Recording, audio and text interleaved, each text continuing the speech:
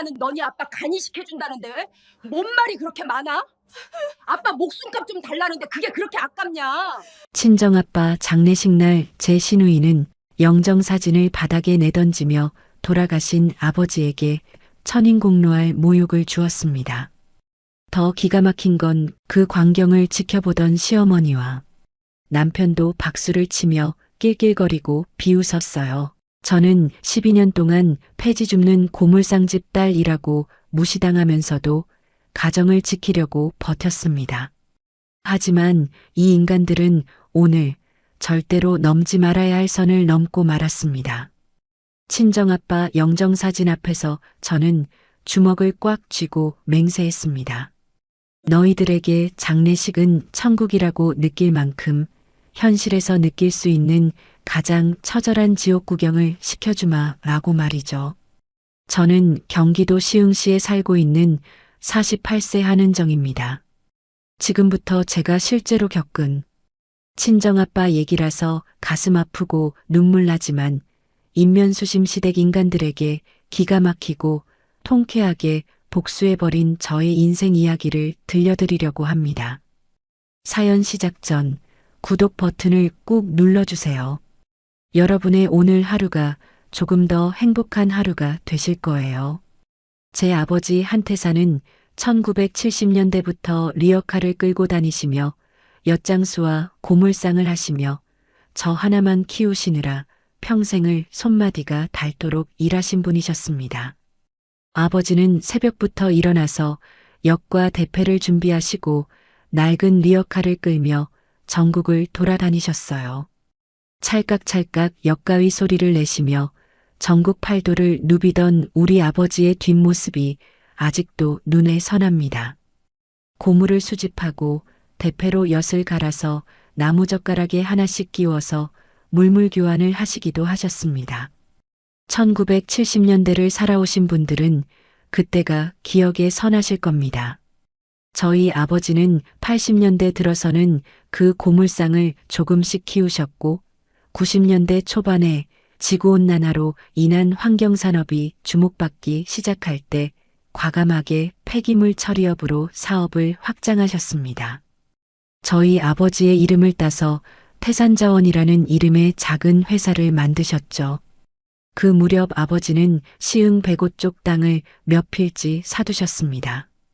폐기물 처리를 하려면 넓은 땅이 필요했거든요.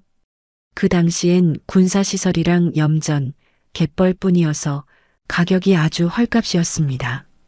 주변 사람들은 쓸데없는 땅을 산다고 아버지를 미쳤다고 비웃었지만 아버지는 언젠가 이곳이 개발될 거라고 확신하셨어요. 그리고 시간이 흘러 2000년대 들어 백오 신도시 개발이 시작되면서 그 땅값이 수십 배로 뛰었고 아버지는 졸지에 수백억대 자산가가 되셨습니다. 저는 대학을 졸업하고 아버지 회사에 들어가 폐기물과 관련된 산업을 밑바닥부터 배웠고 10년 전 아버지가 은퇴하시면서 국내 폐기물 처리업체 1위의 태산자원의 회장 자리를 물려받았습니다. 지금은 연 매출 500억 규모로 성장한 폐기물 처리 전문 기업의 대표이사가 바로 저 한은정입니다. 하지만 아버지는 임종 직전까지 제게 돈 많은 부잣집 딸이라는 사실을 숨기고 살으라고 신신당부하셨습니다. 돈이 많은 걸 알면 사기꾼들이 달라붙어서 위험하다고 하셨어요. 그리고 돈보다 소중한 게 사람을 보는 눈이라고 진짜 사랑을 찾으라고 말씀하셨어요. 그래서 저는 결혼할 때 저의 재력을 완전히 숨겼습니다. 평범한 고물상집 딸이라고만 말했죠. 남편 이태평을 만났을 때도 시댁 식구들에게 인사드릴 때도 저는 그저 가난한 고물상 딸로만 행세했습니다. 회사 일은 비서실을 통해 원격으로 처리하고 집에서는 식모처럼 일하며 시댁 식구들의 온갖 구박을 견뎌냈습니다. 12년이라는 세월 동안 말이죠. 그런데 오늘 우리 아버지 장례식장에서 벌어진 일을 보고 나니 더 이상 참을 수가 없었습니다. 경기도 시흥의 한 장례식장, 저는 상복을 입은 채 넋이 나간 상태로 아버지 영정 앞에 앉아 있었습니다. 아버지는 일주일 전 갑작스럽게 돌아가셨어요. 간암 말기였습니다. 병원에서는 간이식만이 유일한 희망이라고 했지만 저는 AB형이고 아버지는 A형이셔서 혈액형이 맞지 않아서 제가 딸이긴 했지만 적합성 검사에서 떨어져 저희 간을 이식해 드릴 수가 없었습니다.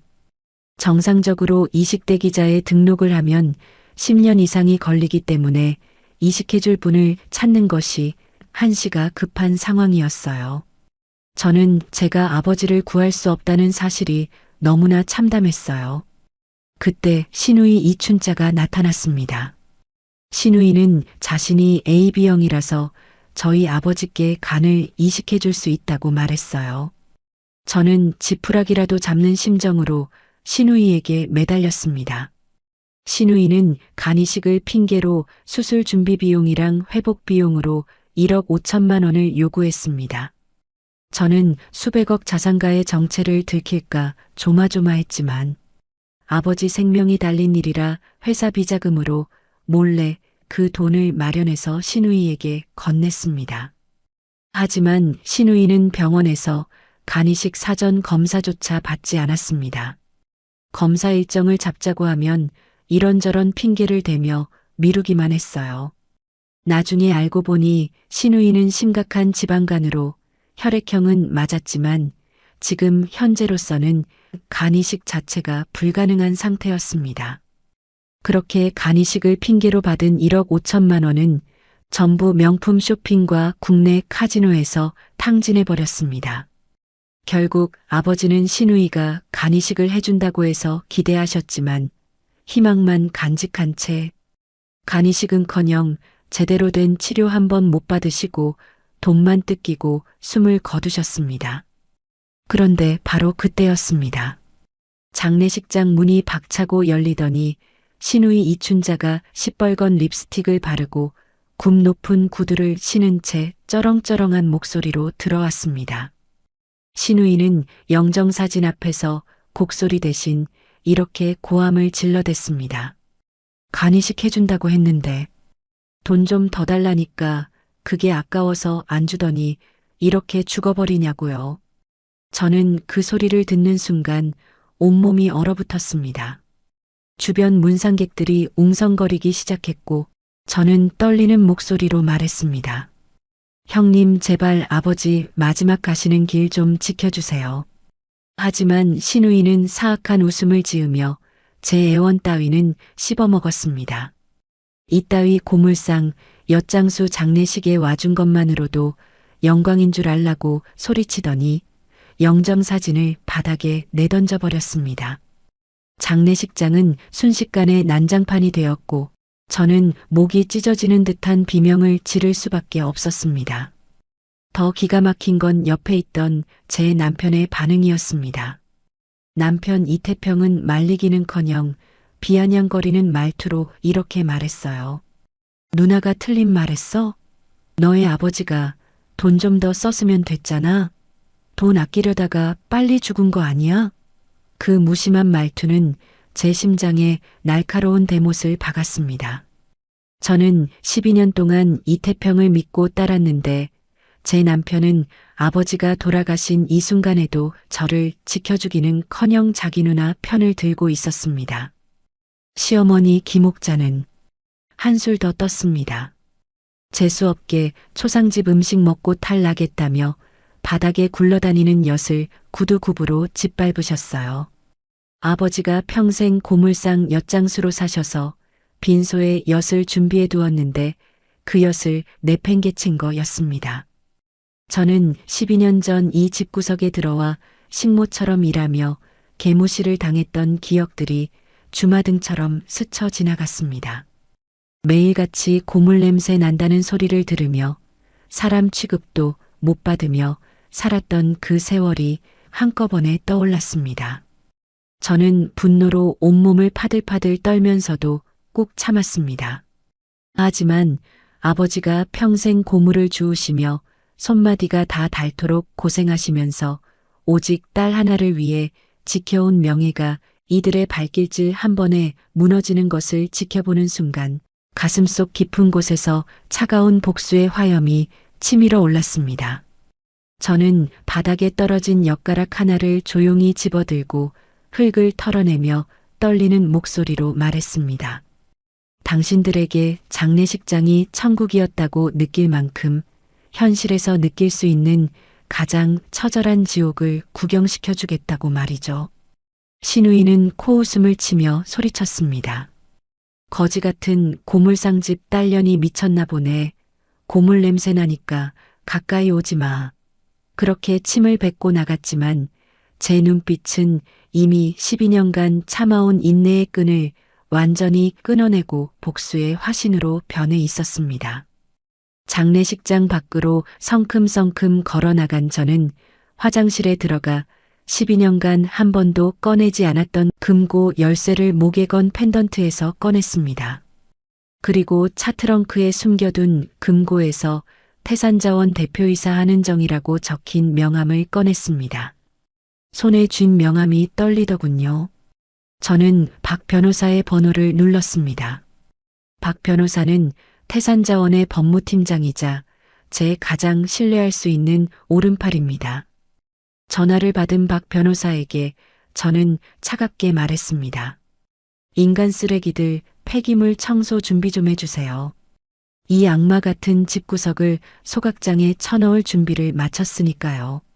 저는 핸드폰을 끊고 다시 한번 아버지 영정을 바라봤습니다. 아버지, 이제 저 쓰레기들을 분리수거할 시간이에요. 장례식 날 아버지 영정 사진을 건드린 대가를 뼈저리게 치르게 해줄게요. 조금만 기다려주세요. 이제 흥분을 좀 가라앉히고 12년 동안 제가 어떻게 살아왔는지 말씀드려 보도록 하겠습니다. 제가 이 집안에 시집 온 건 36살 때였습니다. 남편 이태평을 만난 건 회사 근처 카페에서였어요. 이태평은 중견기업 과장으로 일하고 있었고 저한테는 참 다정하게 대해줬습니다. 저는 아버지 말씀대로 제 정체를 완전히 숨긴 채 고물상 딸이라고만 소개했죠. 이태평은 괜찮다고 사람이 중요하지 집안이 뭐가 중요하냐고 말했어요. 저는 그 말을 믿었습니다. 정말 순진하게도 말이죠. 결혼식을 올리고 시댁에 처음 인사를 갔을 때부터 분위기가 이상했습니다. 시어머니 김옥자는 제 손을 잡더니 위아래로 훑어보며 이렇게 말했어요. 손이 아스팔트 마냥 거치네. 고물들 만지면 이렇게 되는 거야? 저는 그냥 웃으며 넘겼습니다. 신우이 이춘자는 명품 핸드백을 들고 나타나서는 저를 보자마자 코웃음을 쳤어요. 신우이는 올케 옷 어디 거야? 동대문이야? 라고 물었고 저는 얼굴이 빨개져서 아무 말도 못했습니다. 그날 저녁 식사 자리에서 제 남편은 그저 조용히 밥만 먹을 뿐 저를 감싸주지 않았습니다. 그때 느꼈어야 했습니다. 이 집안이 얼마나 무서운 곳인지 말이죠. 그렇게 시집살이가 시작되면서부터 이태평은 갑자기 차갑게 돌변했습니다. 이태평은 내일부터 우리 엄마 시중 잘 들어라.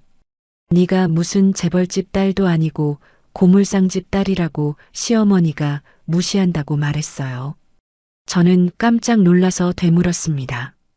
결혼 전에는 그런 말 안 했잖아요. 하지만 남편 이태평은 결혼 전이랑 후랑 다르지.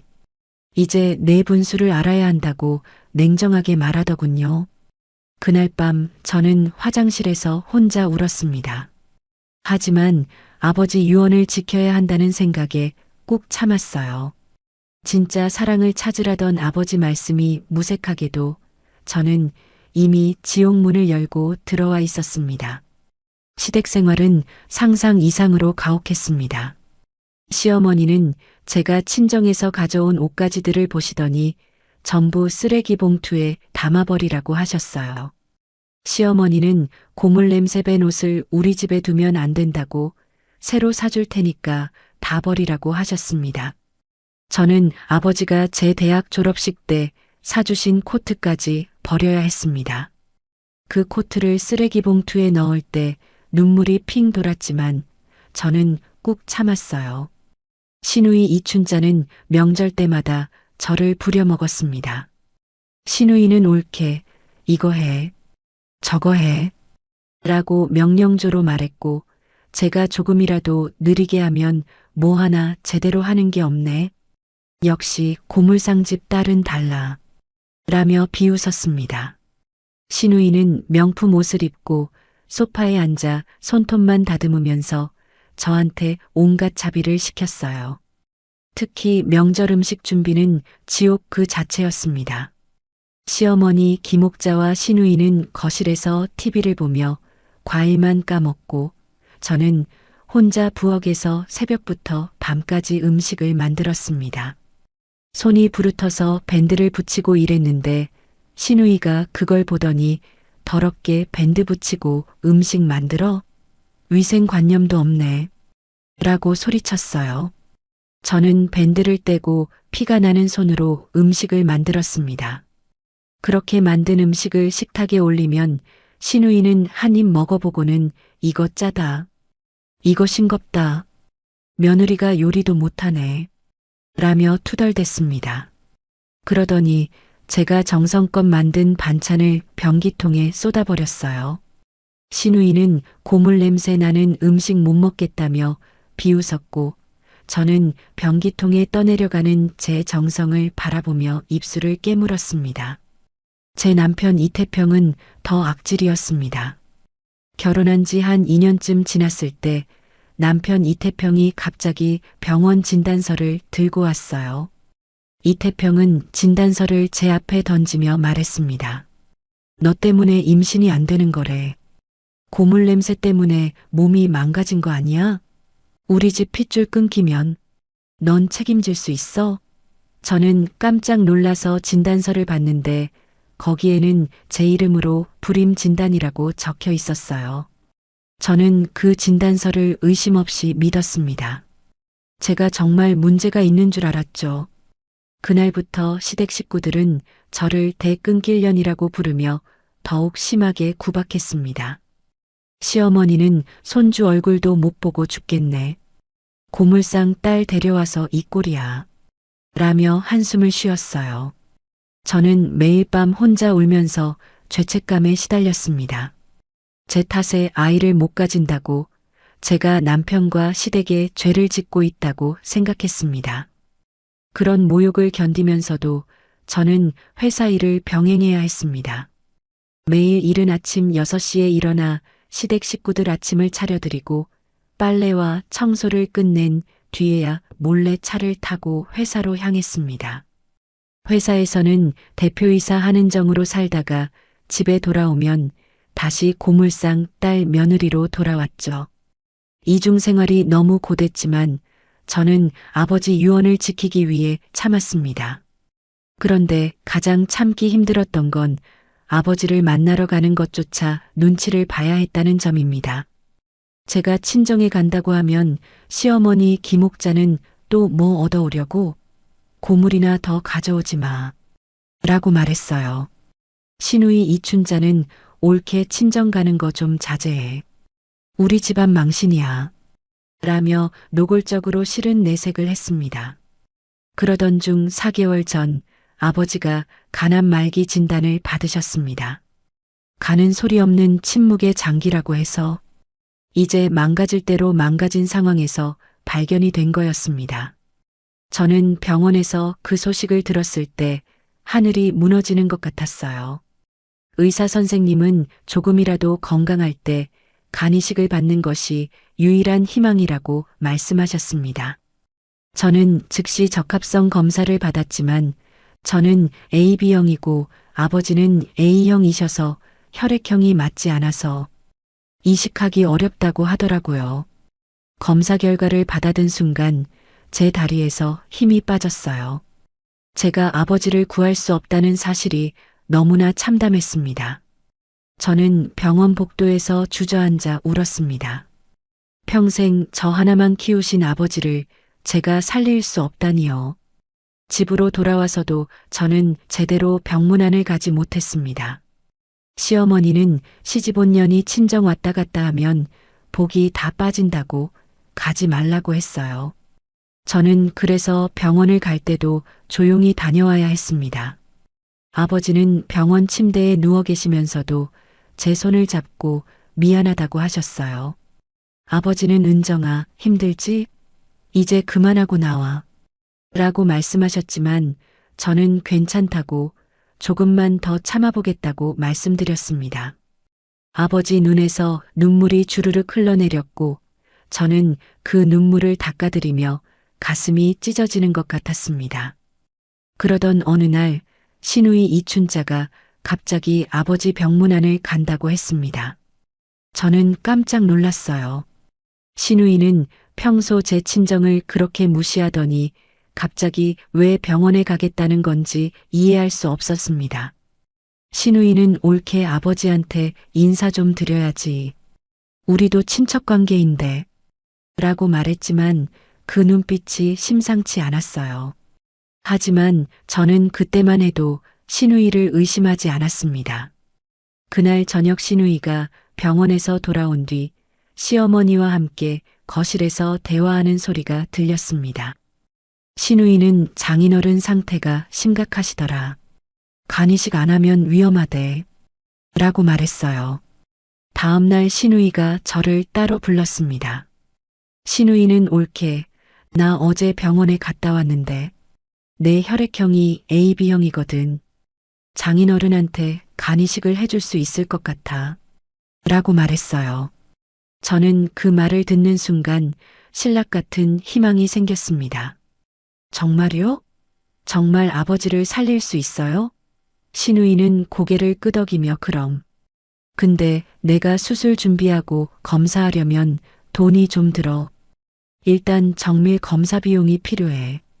라고 말했습니다. 저는 얼마든지 드릴게요. 아버지만 살릴 수 있다면요. 라고 대답했어요.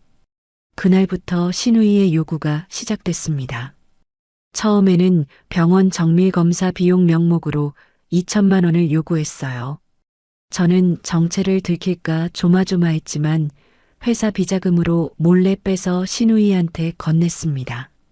일주일 뒤 시누이는 검사 결과 지방간이 좀 있다며 헬스장에서 PT를 받아서 살을 빼야 한다고 했습니다. 헬스장 PT 비용으로 2천만 원을 또 요구했어요. 저는 돈을 달라고 요구할 때마다 마련해서 줬습니다. 아버지 생명이 걸린 일이었으니까요. 그렇게 한 달쯤 지나자 시누이는 PT만으로 살 빼기가 힘들다고 수영도 해야 한다고 했어요. 수영장 등록비와 개인 레슨 비용으로 1,000만 원을 요구했고 저는 또 줬습니다. 그 다음에는 간에 좋은 건강식품을 먹어야 간 수치가 좋아진다며 3천만 원, 수술 전 영양관리를 위한 특별 식단 비용으로 2천만 원, 갑작스럽게 살을 빼면 건강이 안 좋아진다고 만약을 대비한 보험료로 3천만 원, 이런 식으로 시누이는 계속해서 돈을 요구했습니다. 저는 그때마다 회사 비자금을 빼서 건넸어요. 아버지 생명이 달린 일인데 돈이 무슨 문제겠습니까? 시누이가 요구한 금액이 어느새 1억 5천만 원을 넘어섰습니다. 하지만 정작 시누이는 병원 검사 일정도 잡지 않았어요. 제가 검사 일정을 잡자고 하면 시누이는 이번 주는 생리기간이라 안 돼. 다음 주에 라며 미뤘습니다. 다음 주가 되면 또 핑계를 댔어요. 이번 주는 감기 걸려서 컨디션이 안 좋아. 수술하려면 몸 상태가 좋아야 하잖아. 그 다음 주에는 중요한 약속이 있다며, 그 다음 주에는 해외여행을 간다며 끊임없이 이유를 대며 미뤘습니다. 저는 불안했지만 시누이를 다그칠 수가 없었어요. 시누이가 아니면 아버지를 살릴 방법이 없었으니까요. 간이식 대기자로 등록을 하면 10년이 넘어도 받기가 힘들기 때문에 다른 방법이 없었습니다. 아버지는 시누이를 믿고 계속 기다리셨습니다. 은정아, 춘자가 날 위해 살까지 빼준다는데 기다려야지. 라고 말씀하시며 희망의 끈을 놓지 않으셨어요. 한편 저는 신우이가 명품 핸드백을 새로 산 것을 봤습니다. 수백만 원짜리 구두도 신고 있었어요. 명품 옷도 계속 늘어나고 있었습니다. 저는 불안한 마음이 들었지만 혹시 제가 드린 돈은 아니겠지 하고 애써 믿으려 했어요. 그런데 어느 날 신우이가 시어머니와 대화하는 소리를 우연히 들었습니다. 신우이는 엄마 나 이번에 파라다이스 호텔에서 쇼핑했어. 면세점 세일에서 명품 엄청 샀지. 라고 자랑하더군요. 제 가슴이 철렁 내려앉았습니다. 그렇게 신우이의 이식만 기대하던 아버지의 상태는 점점 나빠졌습니다. 의사 선생님은 시간이 얼마 남지 않았다고 하셨어요. 저는 신우이한테 애원했습니다. 제발 검사 좀 받아주세요. 아버지 시간이 얼마 없어요. 신우이는 알았어. 이번 주에 꼭 받을게. 라고 대답했지만 그 약속은 지켜지지 않았습니다. 다시 핑계를 대며 미뤘어요. 저는 무릎을 꿇고 빌었습니다. 제발 아버지 좀 살려주세요. 하지만 신우이는 옳게 너무 조급하게 굴지 마. 나도 내 몸 생각해야 하잖아. 라며 귀찮다는 표정을 지었습니다. 결국 아버지는 간이식도 받지 못하고 숨을 거두셨습니다. 아버지가 돌아가시기 전날 저는 병원 침대 옆에서 밤을 새웠어요. 아버지는 제 손을 꼭 잡고 말씀하셨습니다. 은정아, 이제 그만 참아라. 저 괴물들한테서 내 인생을 찾아라. 엿보다 달콤하게 복수하고 살아라. 그게 아버지의 마지막 유언이었습니다. 새벽 4시 아버지는 제 품에서 조용히 눈을 감으셨어요. 저는 아버지 손을 놓지 못하고 한참을 울었습니다. 찰깍찰깍 역가위 소리를 내시며 골목을 누비시던 아버지, 저 하나만 키우시느라 평생을 고생하신 아버지가 이렇게 가셨습니다. 장례식장으로 돌아온 저는 멍한 상태로 영정 앞에 앉아 있었습니다. 그때까지만 해도 저는 신우이를 완전히 의심하지는 않았어요. 혹시 정말 몸 상태가 안 좋아서 검사를 못 받았을 수도 있다고, 설마 사람이 그렇게까지 악랄할까 싶었습니다. 하지만 장례식장에서 벌어진 일을 보고 나서야 저는 깨달았습니다. 신우이는 처음부터 아버지를 살릴 생각이 전혀 없었다는 걸요. 1억 5천만 원은 그저 돈을 뜯어내기 위한 수단이었을 뿐이라는 걸요. 저는 아버지 목숨을 담보로 돈을 뜯어냈다는 생각에 치가 떨렸습니다. 그리고 그 순간 저는 결심했습니다. 더 이상 참지 않겠다고요. 저는 시댁으로 돌아갔습니다. 평소처럼 낡은 옷을 입고 평소처럼 고개를 숙인 채 말이죠. 하지만 제 안에서는 무언가가 완전히 바뀌어 있었습니다. 아버지의 마지막 유언이 제 귓가에 맴돌았어요. 엿보다 달콤하게 복수하고 살아라. 저는 더 이상 참는 며느리가 아니었습니다. 지켜보고 준비하고 끝장을 볼 며느리였습니다.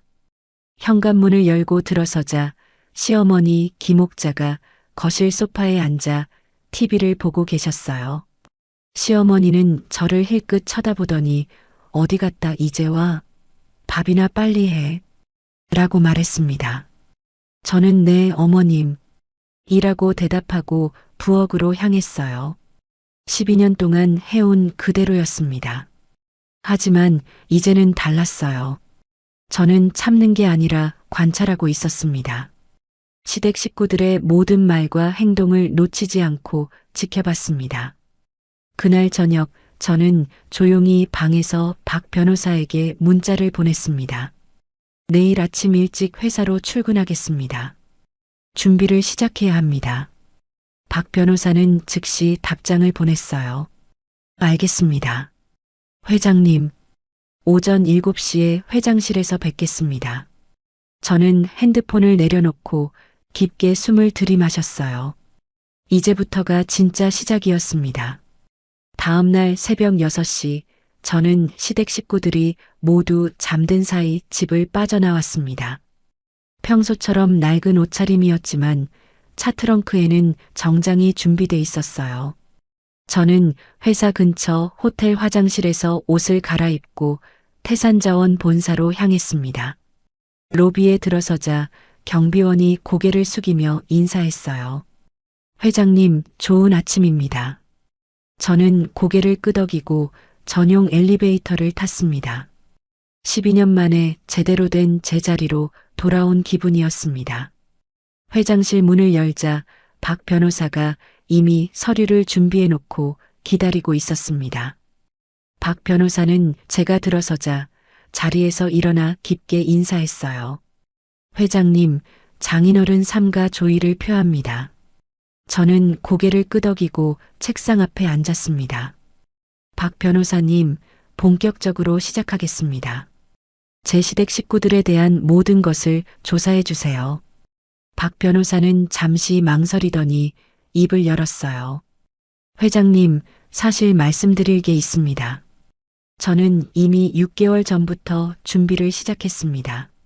저는 깜짝 놀라서 박 변호사를 쳐다봤어요. 6개월 전부터요? 박 변호사는 고개를 끄덕이며 말했습니다. 회장님께서 시댁에서 어떤 생활을 하시는지 알고 있었습니다. 언젠가 이런 날이 올 거라고 예상했고 미리 준비를 시작했습니다. 물론 회장님 지시가 있기 전까지는 아무것도 실행하지 않았습니다. 그저 자료만 모았을 뿐입니다. 박 변호사는 두툼한 파일을 책상 위에 올려놓았어요. 저는 파일을 펼쳐봤습니다. 첫 번째 파일에는 신우이 이춘자의 행적이 정리돼 있었습니다. 최근 6개월간 명품 구매 내역, 해외여행 기록, 그리고 놀랍게도 카지노 출입 내역이 있었어요. 박 변호사는 신우이 분이 파라다이스 카지노를 자주 출입하고 있습니다. 문제는 이분이 내국인인데 외국인 전용 카지노에 들어간다는 점입니다. 라고 설명했습니다. 저는 어떻게 그게 가능하죠? 라고 물었어요. 박 변호사는 조선족 친구의 신분증을 빌려서 외국인으로 위장하는 것으로 보입니다. 이건 명백한 신분증 위조 및 도박장 출입 사건입니다. 라고 답했습니다. 저는 증거가 있나요? 라고 물었습니다. 박 변호사는 사설 탐정을 고용해서 카지노 출입 사진을 확보했습니다. 신우이가 조선족 친구와 함께 카지노에 들어가는 장면, 신분증을 제시하는 장면까지 모두 찍었습니다. 다만 카지노 내부 CCTV는 아직 확보하지 못했습니다. 이건 경찰 수사가 시작되면 영장으로 확보 가능합니다. 라고 설명했어요. 저는 고개를 끄덕였습니다. 일단 사진 증거만으로도 충분하겠네요. 경찰이 수사하면 나머지는 자연스럽게 드러날 겁니다. 박 변호사는 다음 자료를 보여줬습니다. 그리고 최근 한 달간 신우이가 수상한 화장품 유통에 관여하고 있다는 정보도 입수했습니다. 관세청 인증이 없는 중국산 화장품을 밀수해서 판매하고 있는 것으로 보입니다. 저는 그건 어떻게 아셨어요? 라고 물었어요. 박 변호사는 신우이 분 SNS를 모니터링하고 있습니다. 최근 올라온 게시물에 화장품 판매 홍보가 있었고 제품을 추적해보니 밀수품이었습니다. 라고 답했습니다. 저는 증거 확보는요? 박 변호사는 신우이 분이 거래한 고객 몇 분께 접촉해서 제품을 구매했습니다. 현재 식약처에 검사 의뢰 중입니다. 결과는 일주일 내로 나옵니다. 라고 말했어요. 두 번째 파일은 남편 이태평에 관한 자료였습니다. 박 변호사는 남편분 회사 내부에서 공금횡령 의혹이 제기됐다는 첩보를 입수했습니다. 최근 3개월간 회사 돈 2억 원을 개인 계좌로 빼돌린 정황이 있습니다. 라고 설명했어요. 저는 그건 어떻게 확인하셨어요? 라고 물었습니다. 박 변호사는 흥미로운 우연인데 남편분이 다니는 회사를 저희 태산자원이 6개월 전에 인수했습니다. 당시 회장님께서 아버님 병환으로 바쁘셔서 세부 사항까지는 보고 못 드렸는데 알고 보니 남편분 회사였습니다. 라고 말했어요. 저는 놀라서 물었습니다. 그럼 남편 회사가 우리 계열사라는 말씀이세요? 박 변호사는 네. 정확히는 태산자원의 자회사가 최대 주주입니다. 그쪽의 요청에서 내부 감사 자료를 받았습니다. 횡령 정황이 명확하지만 아직 회사 측에서 공식적으로 문제 삼지 않고 있습니다. 저희가 먼저 고소하면 횡령죄로 입건 가능합니다. 라고 설명했습니다. 저는 한숨을 쉬며 말했습니다. 6개월 전에 그 회사를 인수했다니 묘한 인연이네요. 박 변호사는 그러게 말입니다. 운명이라고 해야 할까요? 라고 답했어요. 그런데 더 심각한 건 이태평이 회사 내부 정보를 이용해서 주가 조작까지 벌이고 있었던 사실입니다. 이게 밝혀지면 쇠고랑까지 차야 할 텐데 남편의 범법행위가 도를 넘어서고 있었어요. 세 번째 파일은 시어머니 김옥자에 관한 자료였습니다. 박 변호사는 시어머니 분이 기초생활수급자로 등록돼 있습니다. 아들 수입을 신고하지 않고 부정수급을 받고 있습니다. 라고 말했어요. 저는 그것도 범죄인가요? 네. 복지 부정수급은 사기죄에 해당합니다. 특히 고의로 소득을 숨긴 경우 형사처벌 대상입니다. 박 변호사는 자료를 정리하며 말했습니다. 다만 회장님, 이 모든 증거를 한꺼번에 제출하기보다는 단계적으로 진행하는 게 좋습니다. 우선 가장 확실한 증거부터 시작해서 나머지는 수사 과정에서 추가로 드러나게 하는 겁니다.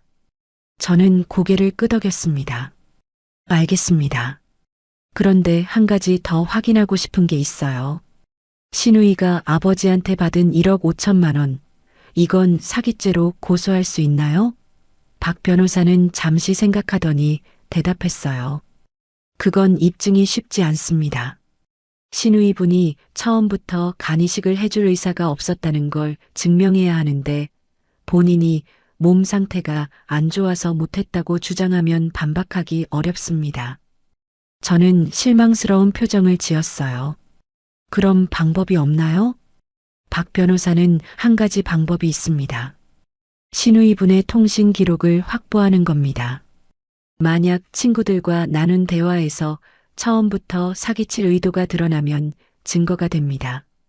하지만 이건 수사기관이 영장을 받아야 가능합니다. 라고 설명했어요. 저는 그럼 일단 다른 범죄로 고소해서 수사가 시작되면 그때 통신 기록도 확보할 수 있겠네요. 박 변호사는 정확합니다. 신분증 위조나 밀수 화장품 유통으로 먼저 입건되면 수사 과정에서 다른 범죄도 드러날 겁니다. 라고 답했습니다. 이렇게 시댁 식구들의 실체를 조사하다 보니 완전히 콩가루 집안이라는 것이 밝혀졌고 이런 집에 시집와서 12년을 구박받으며 살았던 제 자신이 원망스러웠습니다.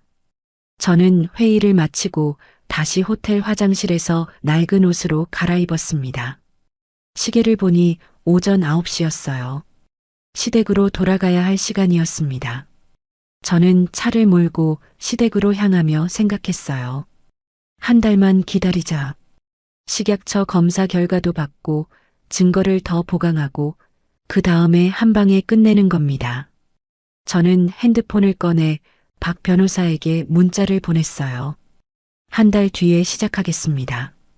그때까지 모든 증거를 완벽하게 만들어주세요. 집에 도착하자 시어머니가 어디 갔다 이제 와? 장 보러 간다더니 뭐 이렇게 오래 걸려? 라고 소리쳤습니다. 저는 죄송합니다. 차가 막혀서요. 라고 대답했어요. 시어머니는 쯧쯧 혀를 차며 밥이나 빨리 해. 배고프잖아. 라고 말했습니다. 저는 네, 어머님. 이라고 대답하고 부엌으로 향했습니다. 예전 같았으면 눈물이 났을 텐데 이제는 아무렇지도 않았어요. 한 달만 참으면 됩니다. 그날부터 저는 더욱 조심스럽게 시댁 식구들을 관찰했습니다. 며칠 뒤 신우이가 집에 왔을 때 저는 거실에서 신우이와 시어머니가 대화하는 소리를 들었어요. 신우이는 엄마, 나 이번 주 토요일에 친구들이랑 카지노 가. 라고 말했습니다. 시어머니는 또 가? 요즘 자주 가네. 라고 말했어요. 신우이는 응, 요즘 재미있어서. 지난번에 500만 원 땄잖아. 이번엔 더 딸 거야. 라고 대답했습니다. 저는 부엌에서 그 대화를 들으며 속으로 생각했어요. 계속 가세요. 증거만 쌓일 뿐이니까요. 일주일 뒤 신우이가 큰 박스를 들고 집에 왔습니다. 신우이는 엄마 이거 화장품인데 지인들한테 팔아. 한 세트에 20만 원씩 받으면 돼. 나한테 10만 원만 주고. 라고 말했어요. 시어머니는 이거 어디서 났어? 라고 물었고 신우이는 아는 언니가 면세점에서 떼온 거래. 관세 안 낸 거라 싸게 받아온 거야. 라고 대답했습니다. 저는 그 대화를 듣고 즉시 박 변호사에게 문자를 보냈어요. 신우이가 오늘 집에 밀수 화장품 가져왔습니다. 시어머니가 유통하고 있습니다. 박 변호사는 사진 찍어서 보내주세요. 제품명 확인하겠습니다. 라고 답장을 보냈습니다. 저는 신우이가 간 뒤 박스를 몰래 확인했습니다. 화장품 상자에는 중국어가 적혀 있었고 정식 수입 신고 스티커가 없었어요. 저는 핸드폰으로 사진을 찍어 박 변호사에게 보냈습니다. 박 변호사는 즉시 답장을 보냈어요. 확인했습니다. 이건 중국산 밀수품 맞습니다. 식약처 검사 결과도 곧 나올 겁니다. 저는 고개를 끄덕이며 다시 부엌으로 돌아갔습니다. 한편 제 남편도 수상한 행동을 계속하고 있었습니다. 이태평은 요즘 늦게 들어오는 날이 많았고 술에 취해서 전화 통화를 하곤 했어요. 어느 날 밤 이태평이 전화로 이렇게 말하더군요. 형님, 이번 달 물량 좀 더 늘려줘요. 회사 돈으로 메꾸면 되니까. 어차피 감사는 내년이잖아요. 저는 그 말을 녹음했습니다. 그리고 박 변호사에게 보냈어요. 박 변호사는 좋은 증거입니다. 본인 입으로 횡령 인정한 겁니다. 라고 답장을 보냈습니다. 그 한 달 동안 저는 평소처럼 시댁 식구들을 섬기며 살았어요. 매일 아침 6시에 일어나 밥을 짓고 빨래를 하고 청소를 했습니다.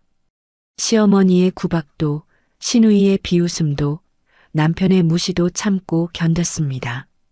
하지만 제 안에서는 복수의 불길이 점점 더 크게 타오르고 있었어요. 한 달 뒤면 모든 게 끝납니다. 한 달만 더 참으면 됩니다. 그러던 어느 날 저녁 결정적인 사건이 벌어졌습니다. 신우이가 시어머니와 함께 거실에서 대화하고 있었는데 저는 부엌에서 그 소리를 들었어요. 신우이는 엄마, 올케 아버지 산소 있잖아. 거기 땅값 좀 괜찮던데? 개발 예정지래. 팔면 돈 되겠어. 라고 말했습니다. 그 말을 듣는 순간 제 손에서 컵이 떨어져 쨍그랑 소리가 났어요. 시어머니가 소리쳤습니다. 야, 제대로 못 잡아? 신우이는 저를 쳐다보더니 옳게도 그렇게 생각하지? 어차피 죽은 사람인데 땅 좀 팔아서 산 사람이 잘 사는 게 낫잖아. 라고 말했습니다. 저는 온몸이 부들부들 떨렸습니다. 하지만 겉으로는 아무렇지 않은 척했어요. 신우이는 옳게도 찬성하는 거지. 이번 주말에 같이 가서 확인하자. 라고 말했습니다. 하지만 제 안에서는 인내심의 한계가 완전히 끊어져 버렸습니다. 이제 더 이상은 저 악마 같은 인간들에게 작은 동정조차 할 수 없는 분노가 치밀어 올랐습니다. 아빠 산소까지 건드린 건 정말 마지막 남은 용서의 불씨조차 꺼트린 인간 말종들이 하는 짓이었으니까요. 그날 밤 저는 박 변호사에게 전화를 걸었습니다. 박 변호사님, 계획을 앞당깁니다. 지금 당장 저 인간들 전 재산 뺏어버리고 앵벌이로 만들어버릴 준비하세요. 박 변호사는 알겠습니다. 회장님, 내일 아침 회사로 오시죠. 최종 점검하고 시작하겠습니다. 라고 답했습니다. 저는 전화를 끊고 창밖을 바라봤어요. 달빛이 방 안으로 스며들고 있었습니다. 저는 아버지 사진을 꺼내 들고 속삭였습니다. 아버지, 이제 정말 시작합니다. 저 악마들이 무너지는 걸 보여드릴게요. 내일부터 복수가 시작됩니다. 그 선택이 불러온 결과는 생각보다 빨랐습니다. 다음 날 새벽 저는 또다시 시댁 식구들이 잠든 사이 집을 나섰습니다. 이번에는 돌아올 때 모든 게 달라져 있을 거라는 확신이 들었어요. 저는 호텔 화장실에서 정장으로 갈아입고 회사로 향했습니다. 회장실에 들어서자 박 변호사가 이미 모든 서류를 펼쳐놓고 기다리고 있었어요. 박 변호사는 회장님, 최종 점검 완료했습니다. 라고 말하며 서류를 하나씩 설명하기 시작했습니다. 신우이 이춘자의 신분증 위조 및 부정사용 증거, 카지노 CCTV 영상 확보 완료, 밀수 화장품 유통 증거, 식약처 검사 결과도 어제 나왔습니다. 정식 수입 신고가 안 된 중국산 밀수품 맞습니다. 남편 이태평의 공급횡령 증거와 내부 정보를 이용한 주가 조작 정황까지 드러났습니다. 회사 내부 감사 자료와 통화 녹음 확보, 시어머니 김옥자의 복지 부정수급 증거, 구청 자료 확보 완료. 저는 서류를 하나하나 확인하며 고개를 끄덕였어요. 완벽했습니다. 박 변호사는 다만 한 가지, 간이식을 핑계로 1억 5천만 원 갈취권은 아직 결정적 증거가 부족합니다. 신우이의 통신 기록을 확보해야 하는데 이건 수사가 시작된 후에 가능합니다. 라고 말했습니다. 저는 괜찮습니다. 일단 다른 범죄로 입건되면 수사 과정에서 드러날 겁니다. 라고 답했어요. 박 변호사는 그럼 언제 고소장을 제출할까요? 라고 물었습니다. 저는 잠시 생각하다가 대답했습니다. 오늘 저녁에 결정하겠습니다. 신우이가 아버지 묘소를 보러 간다고 했는데 그 결과를 보고 판단하겠습니다. 회사 일을 마치고 다시 낡은 옷으로 갈아입은 저는 시댁으로 돌아갔습니다. 집에 들어서자 신우이가 벌써 와 있었어요. 신우이는 옳게 오늘 오후에 장인어른 묘 보러 가자. 나랑 우리 남편이랑 같이 라고 말했습니다. 저는 네 라고 짧게 대답했습니다. 신우이는 그래 2시에 출발하자. 부동산 중개인도 부를 거야 라고 말했어요. 제 가슴이 철렁 내려앉았지만 저는 겉으로 아무렇지 않은 척했습니다. 오후 2시 저는 신우이와 신우이 남편과 함께 아버지 산소로 향했습니다. 차 안에서 신우이는 계속 전화 통화를 하고 있었어요. 신우이는 네, 그럼 거기서 만나요. 땅 크기 확인하고 시세 좀 알려주세요. 개발 예정지라면서요? 그럼 값 많이 받을 수 있겠네요. 라고 말했습니다. 저는 뒷자리에 앉아 그 대화를 들으며 주먹을 꽉 쥐었어요. 손톱이 손바닥에 박혀 아팠지만 저는 아무 말도 하지 않았습니다. 30분쯤 지나 산소에 도착했습니다. 아버지가 누워 계신 곳이었어요. 저는 차에서 내려 묘비 앞에 섰습니다. 찰깍찰깍 옆가위 소리를 내시며 평생을 사셨던 아버지가 이곳에 계셨습니다. 제 눈에서 눈물이 핑 돌았지만 저는 꾹 참았어요. 신우이는 차에서 내리더니 주변을 두리번거리며 여기 위치 괜찮은데? 도로도 가깝고 개발되면 진짜 돈 되겠어. 라고 말했습니다. 신우이 남편도 차에서 내려 주변을 살펴보며 여보, 여기 평수가 얼마나 돼?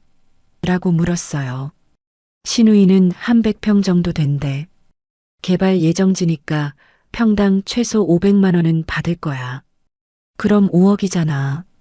라고 대답했습니다.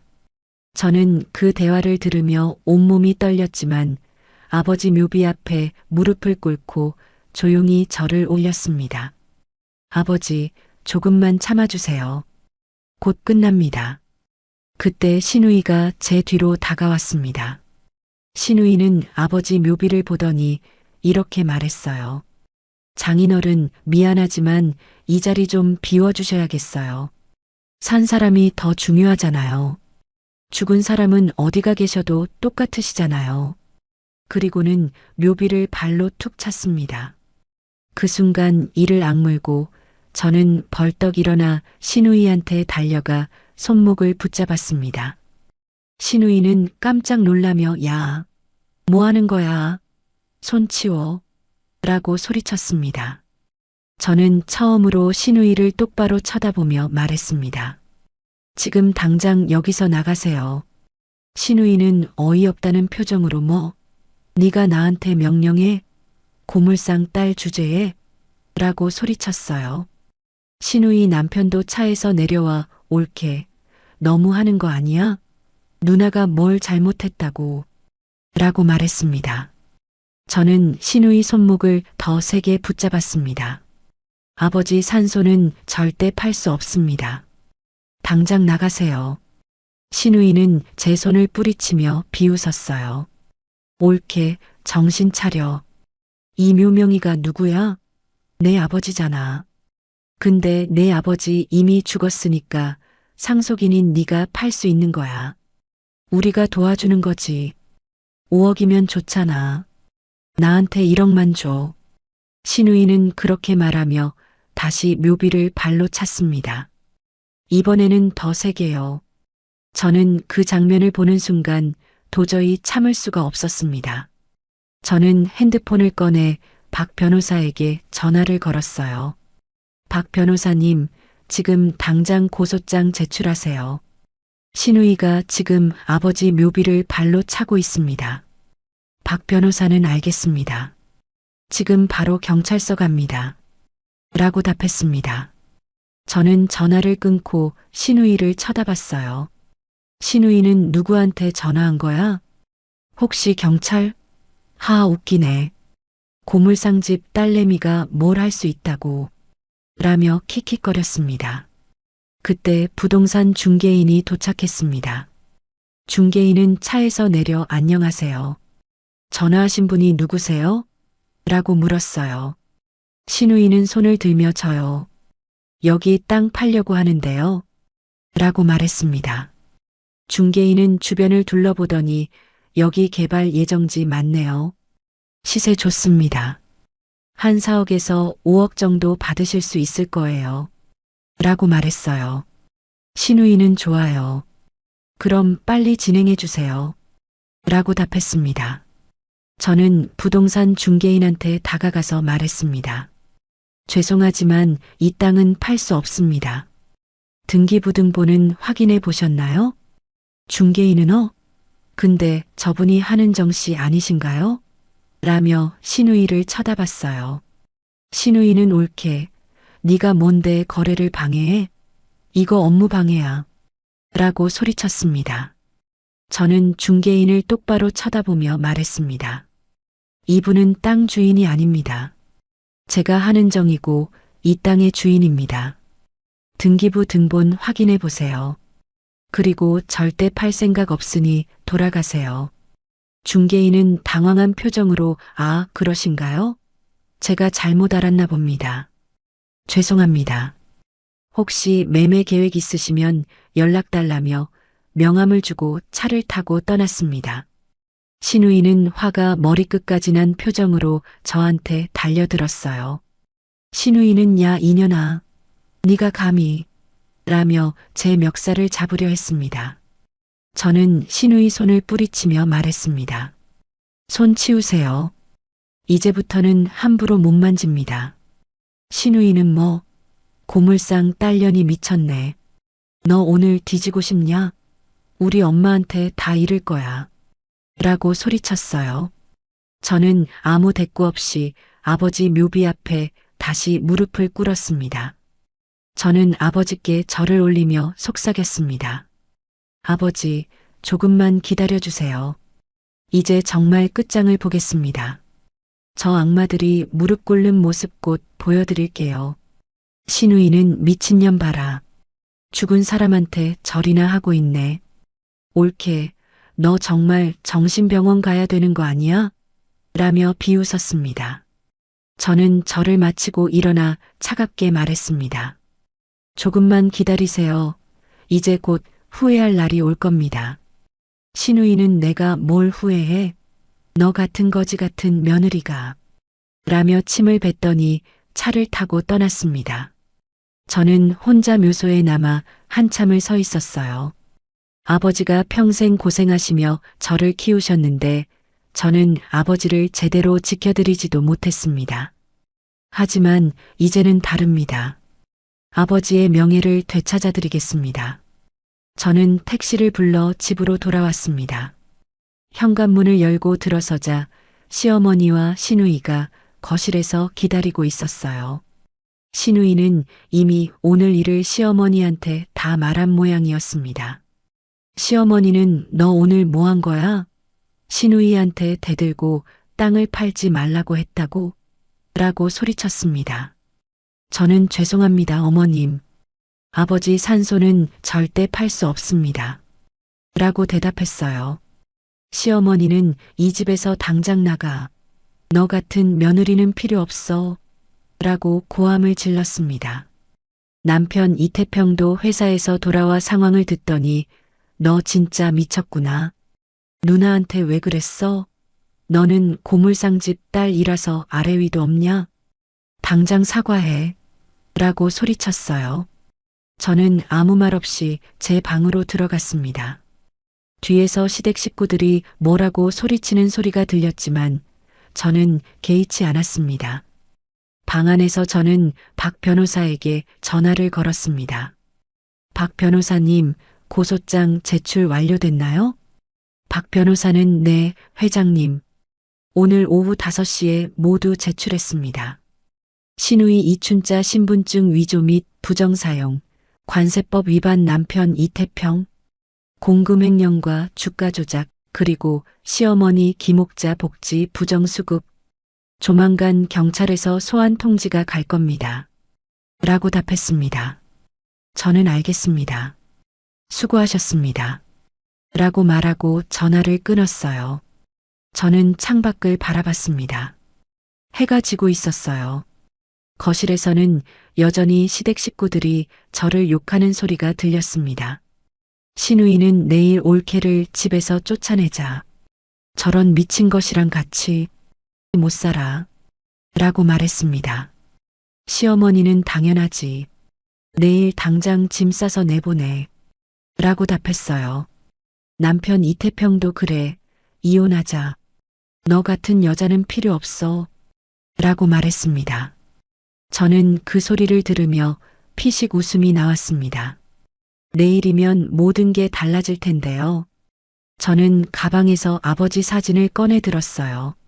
아버지는 사진 속에서 환하게 웃고 계셨습니다. 저는 아버지 사진에 대고 속삭였습니다. 아버지, 이제 정말 시작됩니다. 내일이면 경찰이 저들을 찾아갈 겁니다. 저 악마들이 무너지는 걸 똑똑히 보여드릴게요. 복수는 엿보다 달콤할 겁니다. 그날 밤 저는 잠을 이룰 수가 없었습니다. 내일이면 경찰 조사가 시작될 겁니다. 신우이는 신분증 위조와 밀수 혐의로 조사받을 거고 남편은 횡령 혐의로, 시어머니는 복지부정 수급 혐의로 각각 소환될 겁니다. 그리고 수사 과정에서 1억 5천만 원 사기 사건도 드러날 겁니다.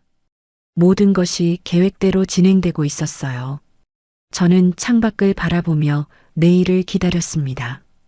복수의 첫날이 밝아오고 있었습니다. 그날의 여운이 채 가시기도 전에 상황은 더욱 급박하게 흘러갔습니다. 고소장을 제출한 지 사흘째 되던 날 아침, 저는 평소처럼 부엌에서 아침을 준비하고 있었습니다. 그때 현관 초인종이 울렸어요. 저는 앞치마를 두른 채 문을 열었습니다. 두 명이 경찰관이 서 있었어요. 경찰관 한 명이 이춘자 씨 계십니까? 라고 물었습니다. 저는 안에 계십니다. 라고 대답했어요. 신우이가 거실에서 나왔습니다. 신우이는 왜요? 무슨 일인데요? 라고 물었어요. 경찰관은 신분증 위조 및 부정사용, 관세법 위반 혐의로 조사받으셔야 합니다. 내일 오전 10시까지 강남경찰서로 출두해 주세요. 라며 출석 요구서를 건넸습니다. 신우이는 얼굴이 하얗게 변하며 뭐라고요? 무슨 소리예요? 라고 말했습니다. 경찰관은 자세한 내용은 내일 조사 때 확인하시면 됩니다. 라고 말하고 돌아갔어요. 현관문이 닫히자마자 신우이가 비명을 질렀습니다. 신우이는 이게 무슨 일이야? 신분증 위조? 관세법 위반? 누가 나를 고소한 거야? 라며 패닉 상태에 빠졌어요. 시어머니가 놀라서 달려왔습니다. 시어머니는 무슨 일이야? 경찰이 왜 왔어? 라고 물었습니다. 신우이는 떨리는 손으로 출석 요구서를 시어머니한테 보여줬어요. 시어머니 김옥자는 서류를 보더니 얼굴이 굳어졌습니다. 춘자야, 너 외국인 전용 카지노 출입한 거 들켰어? 라고 물었어요. 신우이는 그럴 리가 없는데, 나 조심했는데, 라며 중얼거렸습니다. 저는 부엌에서 그 광경을 지켜보며 속으로 생각했어요. 이제 시작일 뿐입니다. 신우이는 핸드폰을 꺼내 누군가에게 전화를 걸었어요. 신우이는 수진아, 나 큰일 났어. 경찰서에서 출석하래. 너 혹시 카지노 일로 조사받은 거 없어? 라고 물었습니다. 전화기 너머로 친구의 목소리가 들렸어요. 나도 오늘 출석 요구서 받았어. 신분증 위조해서 출입한 거 들킨 것 같아. 우리 이제 큰일 났어. 신우이는 핸드폰을 떨어뜨리며 주저앉았습니다. 바로 그날 오후 남편 이태평한테도 전화가 왔습니다. 이태평은 회사에 있다가 급하게 집으로 돌아왔어요. 이태평은 현관문을 박차고 들어오더니 나 횡령 혐의로 고소당했대. 누가 이런 짓을 한 거야? 라고 소리쳤습니다. 시어머니는 뭐라고? 공금횡령? 네가 회사 돈을 빼돌렸어? 라고 물었습니다. 이태평은 그게 아니라 잠깐 빌려 쓴 건데 곧 갚으려고 했어. 라며 변명했어요. 신우이가 태평아, 나도 고소당했어. 신분증 위조래. 라고 말했습니다. 남편 이태평은 누나도? 라며 혼비백산 상태가 되어가고 있었습니다. 시어머니는 이게 다 무슨 일이야? 누가 우리 집안을 이렇게 만드는 거야? 라며 울기 시작했습니다. 저는 부엌에서 저녁 준비를 하며 그 광경을 조용히 지켜봤습니다. 시댁 식구들은 아직도 제가 한 일이라고는 상상도 못하고 있었어요. 그날 저녁 신우이가 변호사 사무실에 전화를 걸었습니다. 신우이는 변호사님, 저 신분증 위조로 고소당했는데 어떻게 해야 해요? 라고 물었어요. 전화기 너머로 변호사의 목소리가 들렸습니다. 증거가 확실하면 처벌을 피하기가 어렵습니다. 일단 내일 경찰 조사받고 연락 주세요. 신우이는 전화를 끊고 소파에 주저앉았습니다. 신우이는 끝났어. 나 진짜 끝났어. 라며 머리를 감싸쥐었어요. 다음 날 아침 신우이는 경찰서로 출두했습니다. 저는 평소처럼 집안일을 하며 기다렸어요. 오후 3시쯤 신우이가 돌아왔는데 얼굴이 창백했습니다. 시어머니가 어떻게 됐어? 라고 물었습니다. 신우이는 증거가 다 있대. 카지노 사진, 친구 신분증 빌려서 외국인 전용 카지노에 불법으로 출입하고 심지어 밀수 화장품까지 다 걸렸어. 라며 울기 시작했어요. 시어머니는 밀수 화장품? 그거 너 나한테 준 거잖아. 나도 팔았는데 나도 걸리는 거야? 라며 소리쳤습니다. 신우이는 경찰이 그것까지 조사할 거래. 엄마도 조사받을 수도 있어. 라고 말했습니다. 시어머니는 비명을 질렀어요. 안 돼. 나는 몰랐어. 네가 준 거잖아. 신우이는 엄마, 지금 그게 중요해? 이거 걸리면 우리 다 끝난 거야. 라며 울부짖었습니다. 저는 거실 구석에서 그 광경을 지켜보며 아무런 표정도 짓지 않았어요. 그날 오후 남편 이태평도 경찰서에 다녀왔습니다. 이태평은 집에 돌아오자마자 소주병을 꺼내 들이켰어요. 이태평은 회사에서 증거를 다 제출했대. 내 통화 녹음까지 있더라. 누가 녹음한 거야? 대체 누가 우릴 이렇게 만드는 거야? 라며 소리쳤습니다. 신우이가 동생아, 혹시 올케 아니야? 라고 말했습니다. 이태평은 은정이가 말도 안 돼. 그년이 뭘 할 수 있다고. 라며 비웃었어요. 하지만 신우이는 생각해봐. 올케 아버지 산소 팔아먹으려고 한 다음 날부터 이 일이 터졌잖아. 그때 올케가 누구한테 전화했어. 라고 말했습니다. 이태평은 잠시 생각하더니 설마. 변호사? 근데 올케가 무슨 돈으로 변호사를 써? 라고 말했어요. 시어머니가 끼어들었습니다. 춘자 말이 맞을 수도 있어. 며느리 표정 좀 봐. 요즘 이상하게 조용해. 신우이는 올게. 나와봐. 라고 소리쳤습니다. 저는 부엌에서 나와 거실로 갔습니다. 신우이가 저한테 다가오더니 물었어요. 올케, 솔직히 말해. 너 우리 고소한 거야? 저는 고개를 저으며 말했습니다. 아니에요. 제가 무슨 돈으로 변호사를 쓰겠어요. 신우이는 그럼 누가 한 거야? 우리 집안이 이렇게 된 게 다 내 아버지 묘 때문이야. 재수가 없어 귀신이 붙었나 봐. 라고 소리쳤습니다. 저는 그 말을 듣고 조용히 말했습니다. 아버지 산소를 팔려고 하신 분들이 대가를 치르는 것뿐입니다. 신우이는 뭐, 지금 우리 협박하는 거야? 라며 제 멱살을 잡으려 했습니다. 하지만 이번에는 제가 신우이 손을 먼저 붙잡았어요. 저는 차갑게 말했습니다. 손 치우세요. 이제 함부로 제 몸에 손대지 못합니다. 신우이는 제 눈빛을 보더니 뒷걸음질을 쳤습니다. 뭔가 달라진 걸 느낀 모양이었어요. 남편 이태평이 야, 너 왜 그래? 누나한테 싸가지 없게 왜 그렇게 대해? 라고 소리쳤습니다. 저는 남편을 똑바로 쳐다보며 말했습니다. 당신도 곧 알게 될 겁니다. 그날 밤 저는 방에서 박 변호사에게 전화를 걸었습니다. 박 변호사님, 지옥행 열차표 준비하세요. 이 인간들 재산 전부 털어버려야 합니다. 이 인간들 돈줄을 전부 끊어주세요. 박 변호사는 알겠습니다. 회장님, 내일부터 신우이분 명품 압류, 시어머니분 부정수급 환수, 남편분 계좌 동결 진행하겠습니다. 라고 답했습니다. 저는 고맙습니다. 라고 말하고 전화를 끊었어요. 다음 날 아침 구청에서 공무원들이 찾아왔습니다. 이번에는 시어머니한테였어요. 담당 직원은 김옥자 씨 복지연금 부정수급 혐의로 조사받으셔야 합니다.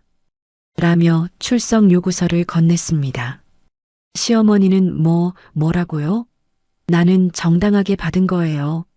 라고 소리쳤습니다. 부정수급 담당 공무원은 아들과 따님의 소득 자체를 신고하지 않으시고 부정수급 받으셨네요. 이건 사기죄에 해당합니다. 라고 말했어요. 시어머니는 그 자리에서 주저앉았습니다. 오후에는 강제 집행 직원들이 집으로 찾아왔습니다. 집행관은 이춘자 씨 명의로 된 명품들을 압류하러 왔습니다. 라고 말했어요. 신우이는 안 돼요. 그건 내 거예요. 라며 울부짖었지만 집행관들은 가차없이 명품 핸드백, 구두, 옷들을 박스에 담아갔습니다. 신우이는 바닥에 주저앉아 울었어요. 신우이는 내 물건들, 내가 그렇게 아끼던 것들, 라며 흐느꼈습니다. 같은 시각 남편 이태평은 은행에서 연락을 받았습니다. 남편은 핸드폰을 보더니 소리쳤어요. 내 계좌가 동결됐대. 범죄 수익이라며. 돈을 한 푼도 못 쓰게 됐어. 시어머니가 어떻게 살라고. 우리 생활비는 어떻게 하고. 라고 소리쳤습니다. 신우이도 나도. 내 계좌도 동결됐어. 라며 울었어요.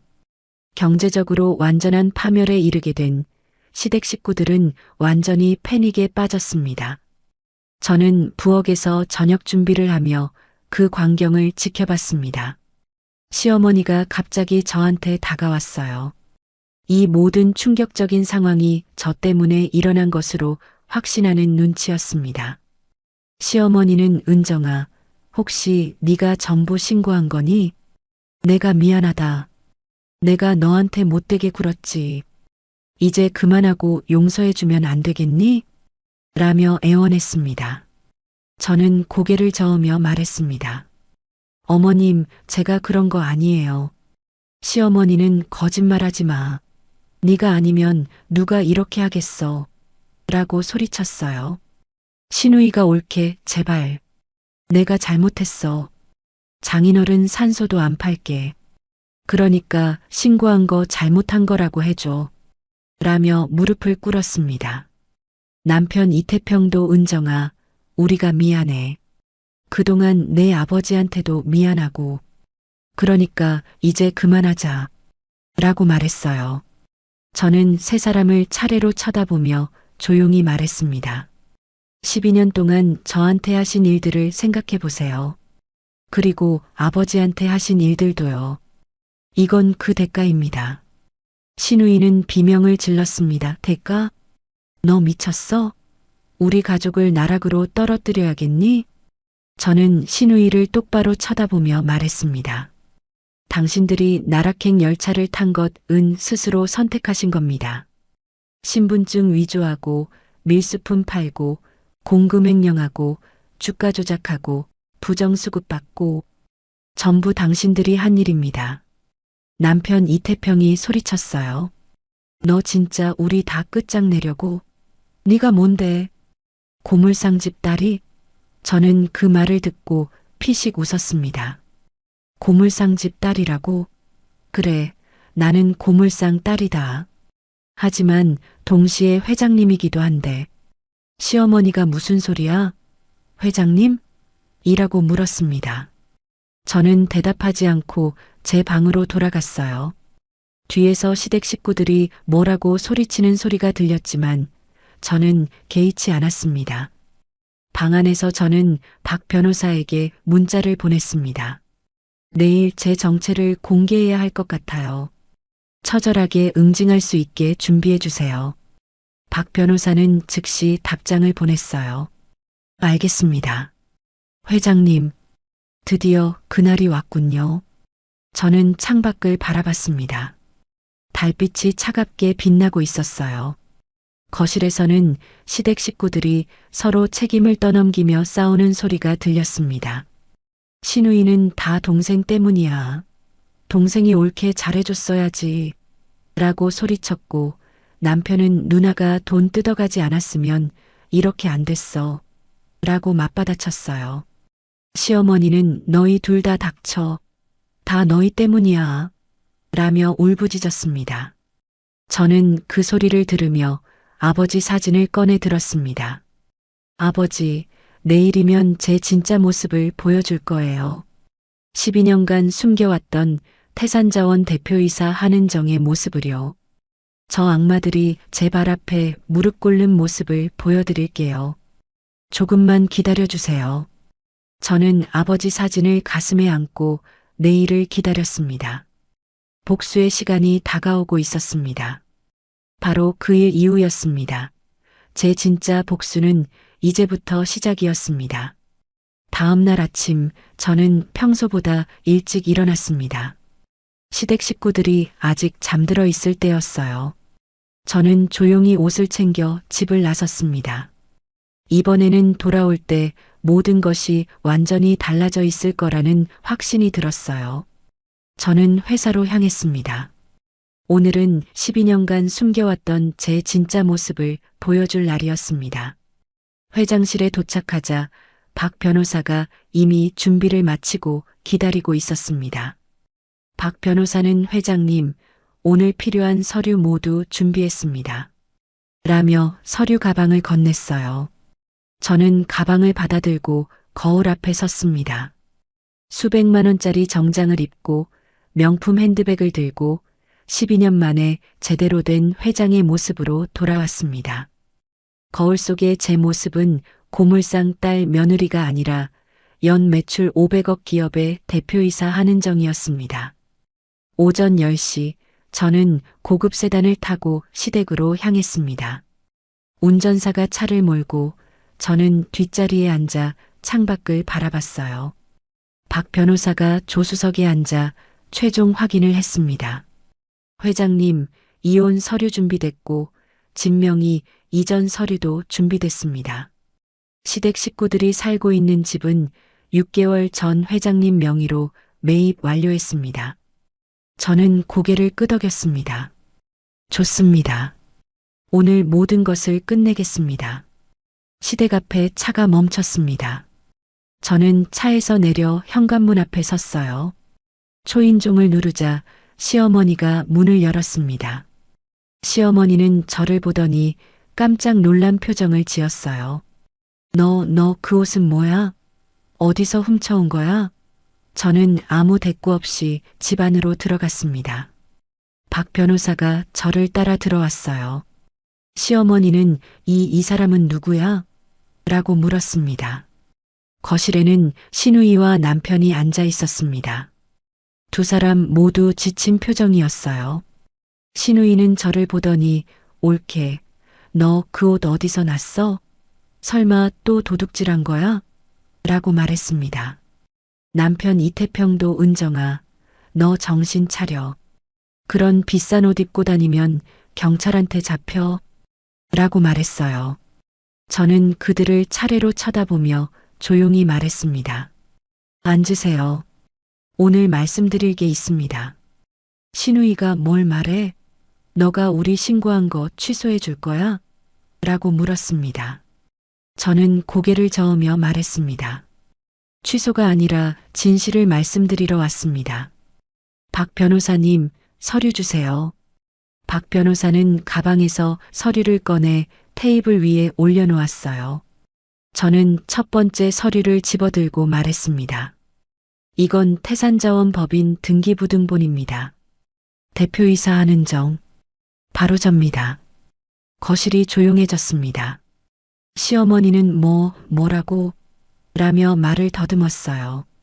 시누이는 헛웃음을 지으며 옳게 농담도 정도 끝에 네가 무슨 회장이야? 라고 말했습니다. 남편 이태평은 야, 정신병원 가야 되는 거 아니야? 어디서 회장 흉내 내다가 사기죄로 또 잡혀? 라고 말했어요.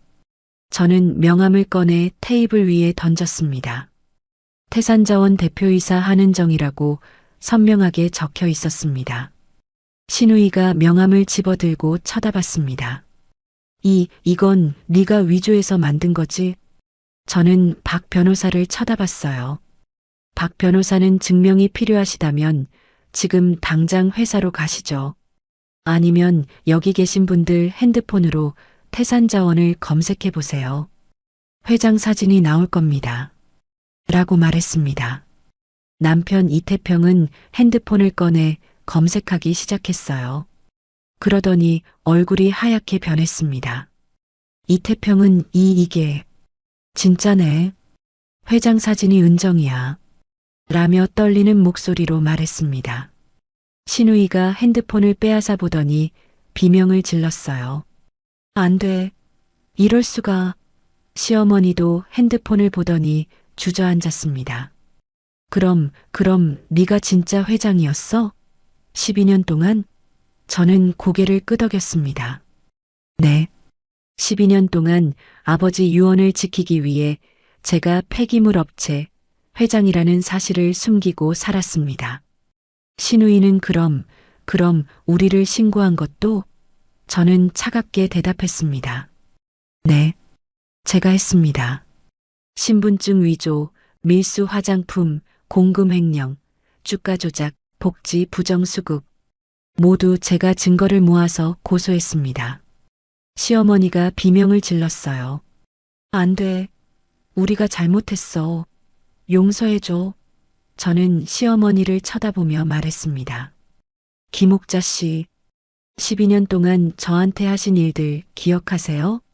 고물 냄새 난다고 식모처럼 부리고 아버지 병문안도 못 가게 하고 그게 용서받을 일인가요? 신우이가 저한테 달려와 무릎을 꿇었습니다. 올게. 아니 회장님, 제가 잘못했어요. 장인어른한테 받은 돈도 다 갚을게. 그러니까 고소 취하해줘. 저는 신우이를 내려다보며 말했습니다. 이춘자 씨, 간이식을 핑계로 사돈 어르신에게 갈취한 돈 1억 5천만 원도 이제 경찰이 조사하고 있습니다. 당신 카카오톡 대화 내용도 복구됐어요. 처음부터 간이식 해줄 생각 없었다는 거 다 드러났습니다. 신우이는 그 자리에서 울음을 터뜨렸습니다. 남편 이태평이 떨리는 목소리로 물었습니다. 은정아, 그럼 내가 다니는 회사가 당신 계열사라는 것도? 저는 고개를 끄덕였어요. 그래. 당신 회사는 내가 6개월 전에 인수했어. 당신이 횡령한 증거도 그때 확보했고, 이태평은 주저앉으며 말했습니다. 그럼 나를 일부러? 저는 차갑게 대답했습니다. 아니, 그건 우연이었어. 하늘이 도운 좋은 기회였지. 당신들이 저지른 모든 범죄를 모두 밝혀낼 수 있는 기회였으니까. 박 변호사가 다음 서류를 꺼냈습니다. 그리고 이건 이혼 서류입니다. 이태평 씨 서명하세요. 남편 이태평은 이혼? 라며 말을 더듬었어요.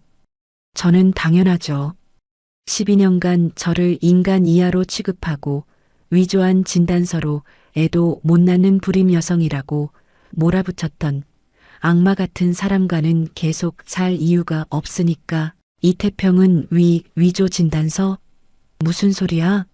라고 말했습니다. 박 변호사가 서류를 던지며 말했습니다.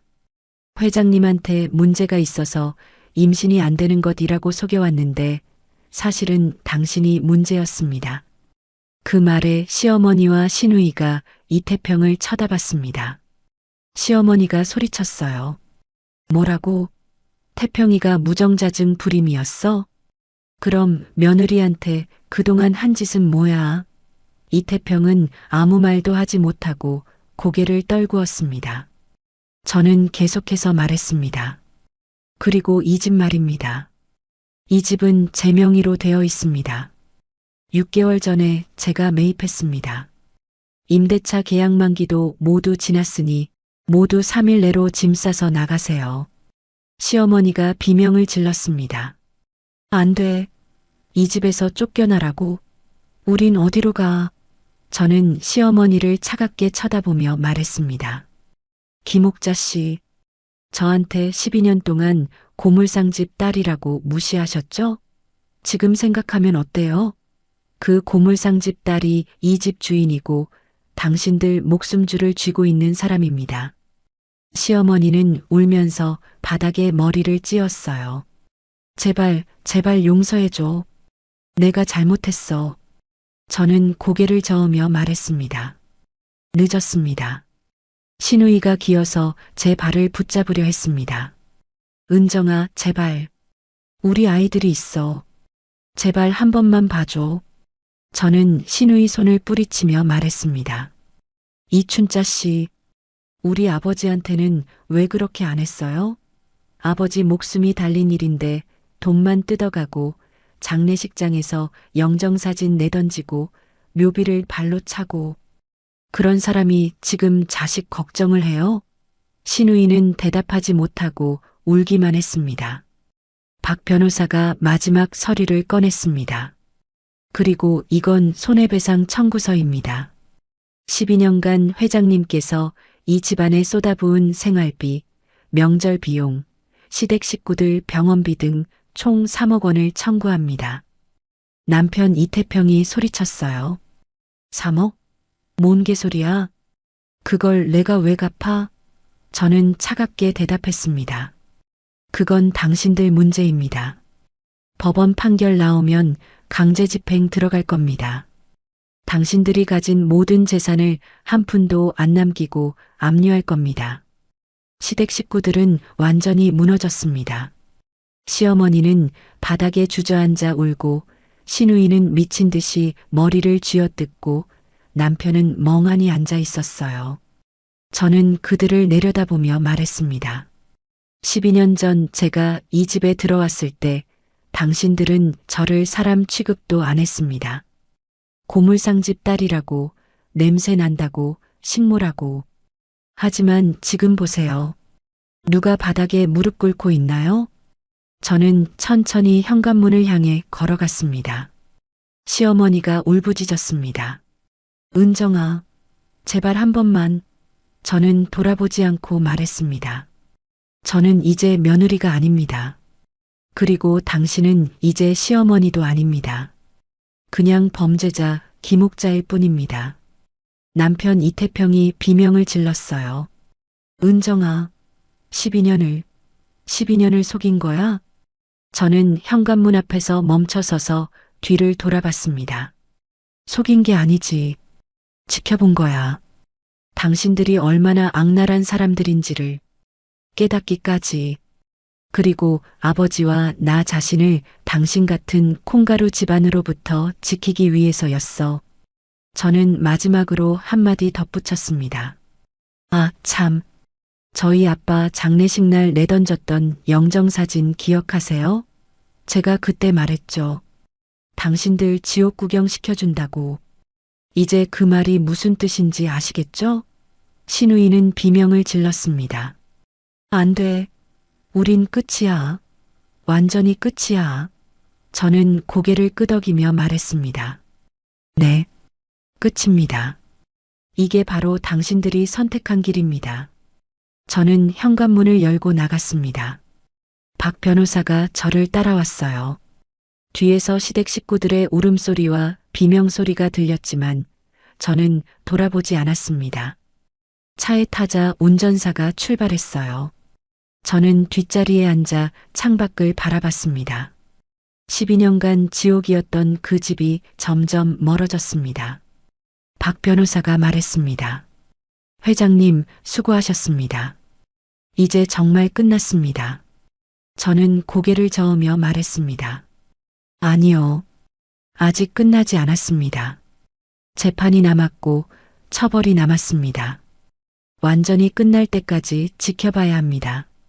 박 변호사는 알겠습니다. 끝까지 함께하겠습니다. 라고 답했어요. 저는 가방에서 아버지 사진을 꺼내 들었습니다. 아버지, 보셨죠? 저 악마들이 제 발 앞에 무릎 꿇는 모습을요. 이제 마지막 단계만 남았습니다. 조금만 더 지켜봐 주세요. 차는 회사를 향해 달렸습니다.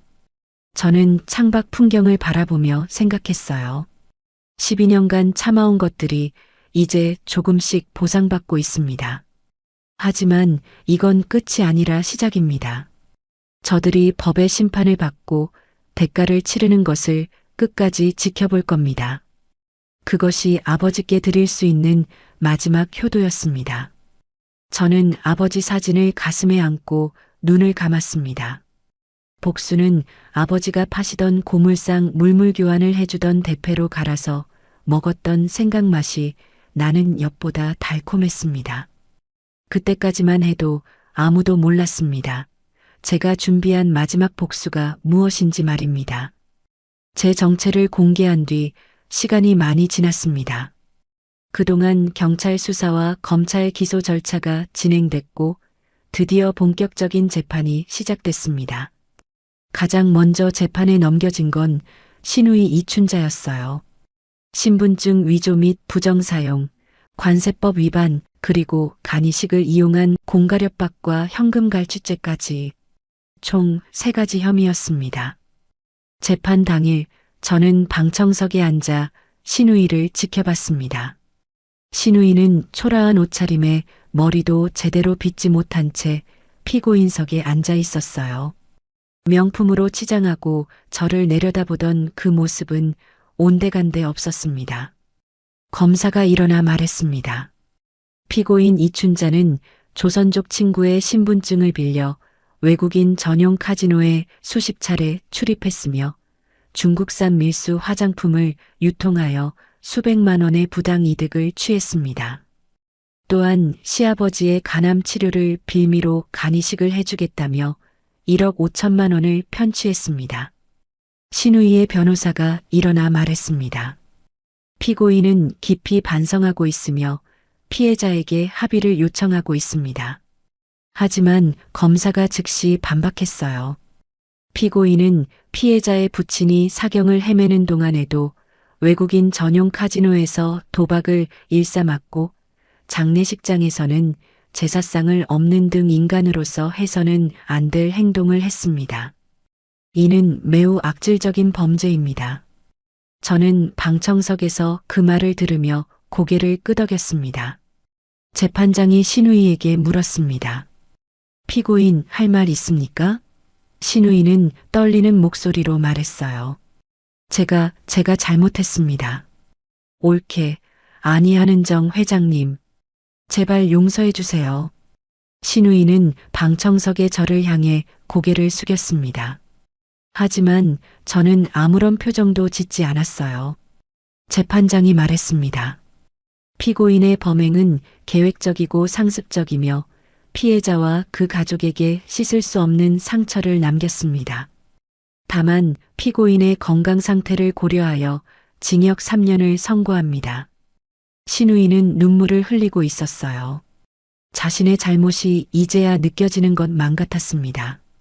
같은 달 남편 이태평의 재판도 열렸습니다. 공금 횡령과 주가 조작 범죄였어요. 이태평은 피고인석에 앉아 저를 원망스럽게 쳐다봤습니다. 검사가 말했습니다. 피고인 이태평은 회사 자금 2억 원을 개인 계좌로 빼돌려 주식 투자에 사용했으며 이는 명백한 업무상 횡령입니다. 그리고 회사 내부자 정보를 이용하여 주가 조작에 가담한 혐의도 인정되었습니다. 또한 피고인은 배우자를 상대로 위조된 불임 진단서를 제시하여 마치 배우자 때문에 임신이 안 된 것으로 착각하게 만들어 12년간 정신적 학대를 가했습니다. 이태평의 변호사가 항변했습니다. 공금 횡령 금액이 크지 않고 피고인에게 부양할 가족이 있습니다. 하지만 검사가 반박했어요. 피고인은 회사 대주주가 본인의 배우자인 줄 알면서도 횡령을 지속했으며 이는 배임의 정도가 매우 큽니다. 또한 배우자에 대한 모욕적인 위조 진단서는 가정폭력에 해당합니다. 재판장이 말했습니다. 피고인 이태평에게 징역 2년에 집행유예 3년, 사회봉사 200시간을 선고합니다. 이태평은 고개를 떨구었습니다. 자신이 가진 모든 재산을 끌어모아 실형을 면하기 위해서 최고의 변호사를 선임했고 실형은 면했지만 전과자가 되었고 재산이 한 푼도 남지 않은 빈털터리가 되었습니다. 더 큰 문제는 회사에서 즉시 해고됐고 다른 회사에 취직하는 것도 불가능해졌다는 점이었습니다. 이태평은 법정을 나서며 저를 쳐다봤어요. 은정아, 너 이렇게까지 할 거였어? 그래도 12년을 같이 산 사이인데. 저는 차갑게 대답했습니다. 12년 동안 저를 인간 취급도 안 했잖아. 이제 그 대가를 치를 거야.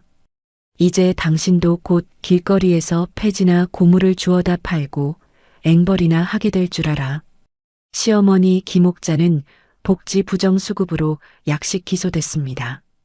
벌금 500만 원과 부정수급액 전액 환수 처분이 내려졌어요. 금액은 크지 않았지만 시어머니한테는 치명적이었습니다. 이미 계좌가 동결된 상태에서 벌금을 낼 방법이 없었거든요. 결국 시어머니는 구청에서 지원하는 임시 거처로 보내졌습니다. 재판이 모두 끝난 뒤 저는 박 변호사와 함께 시댁집으로 향했습니다. 시어머니가 살고 있는 집 명도를 집행하러 가는 날이었어요. 현관문을 열자 텅 빈 거실이 보였습니다. 시댁 식구들은 이미 짐을 다 빼간 뒤였어요. 하지만 거실 한쪽에 낡은 박스 몇 개가 놓여 있었습니다. 저는 박스를 열어봤습니다. 그 안에는 제가 12년 동안 시댁을 위해 장만했던 물건들이 들어 있었어요.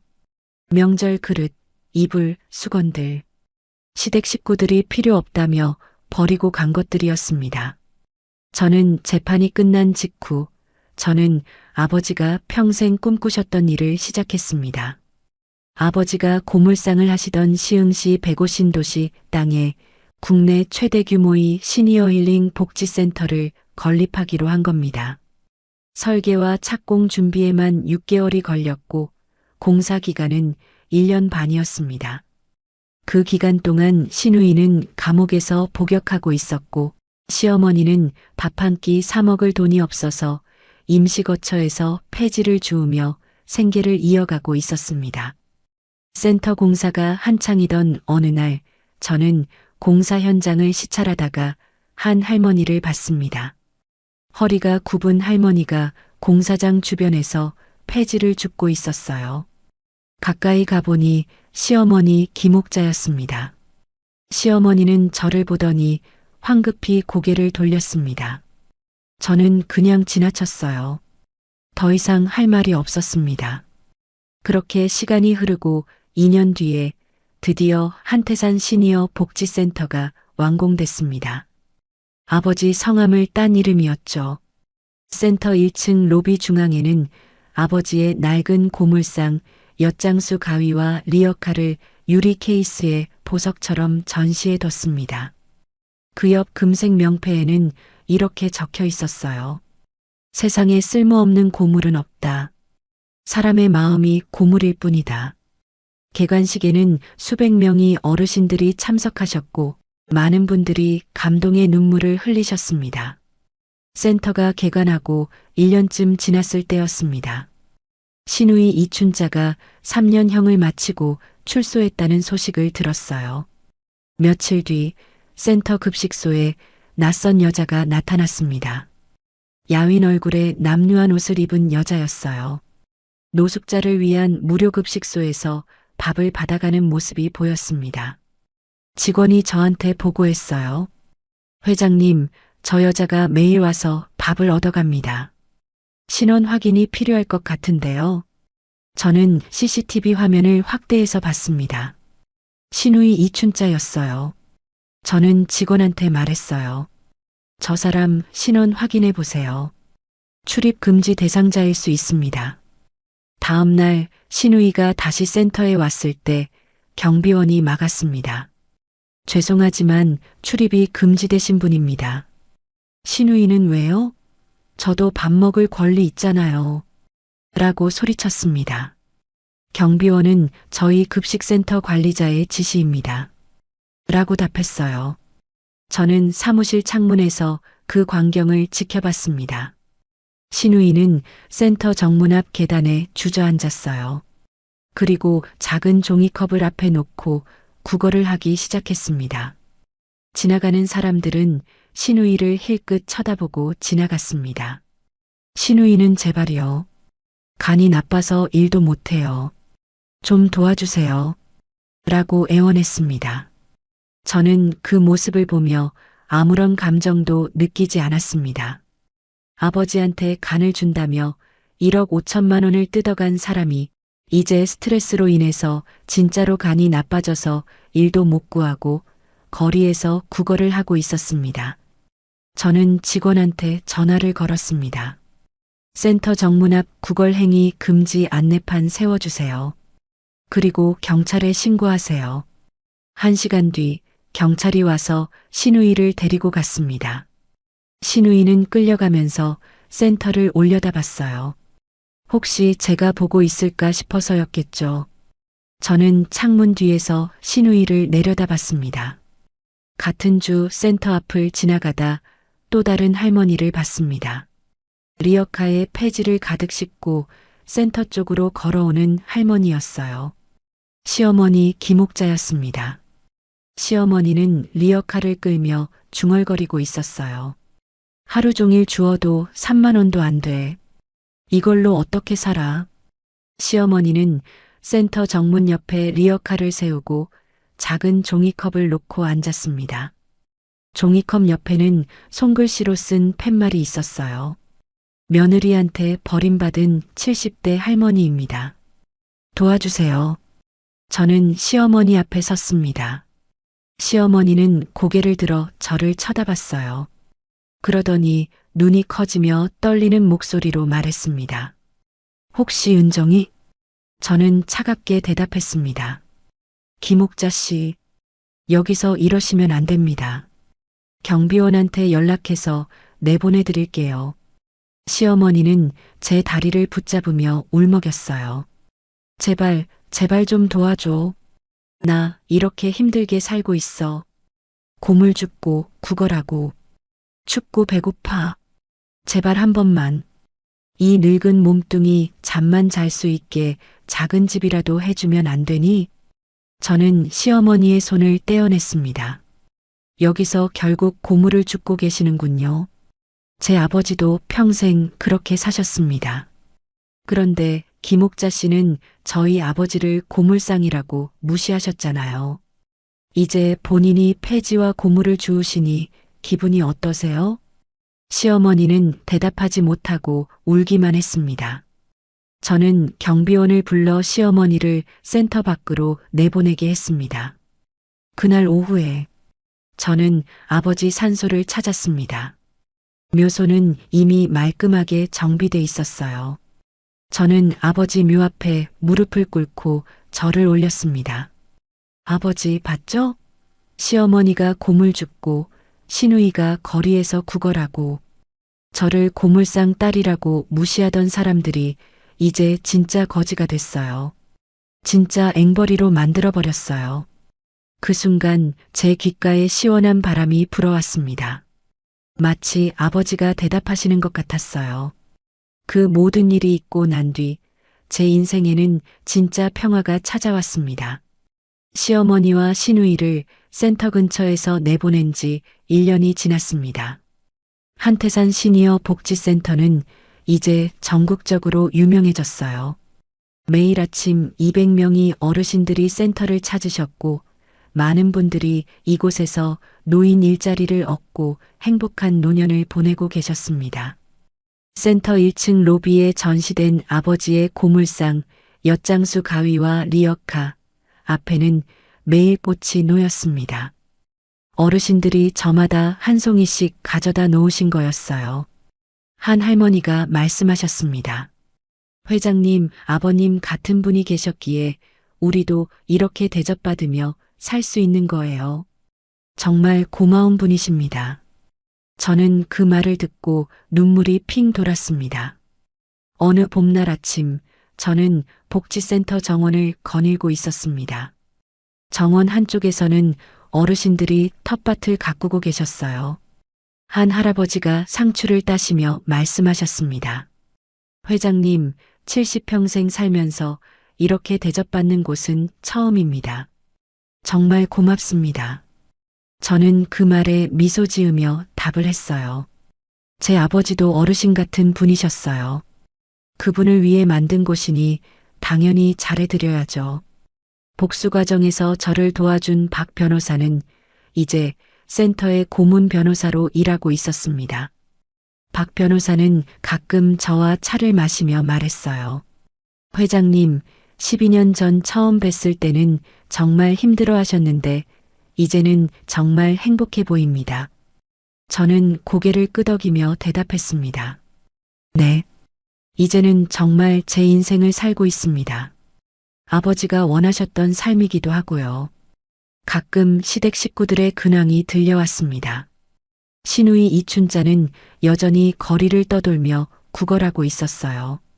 스트레스로 간에 질병이 생겨 일도 할 수 없는 상태였지만 치료받을 돈도 없고 도와줄 사람도 없었습니다. 한때 명품백을 들고 저를 무시하던 그 사람이 이제는 종이컵 하나의 의지에 길바닥에서 살고 있었습니다. 시어머니 김옥자는 여전히 폐지를 주우며 하루하루를 연명하고 있었습니다.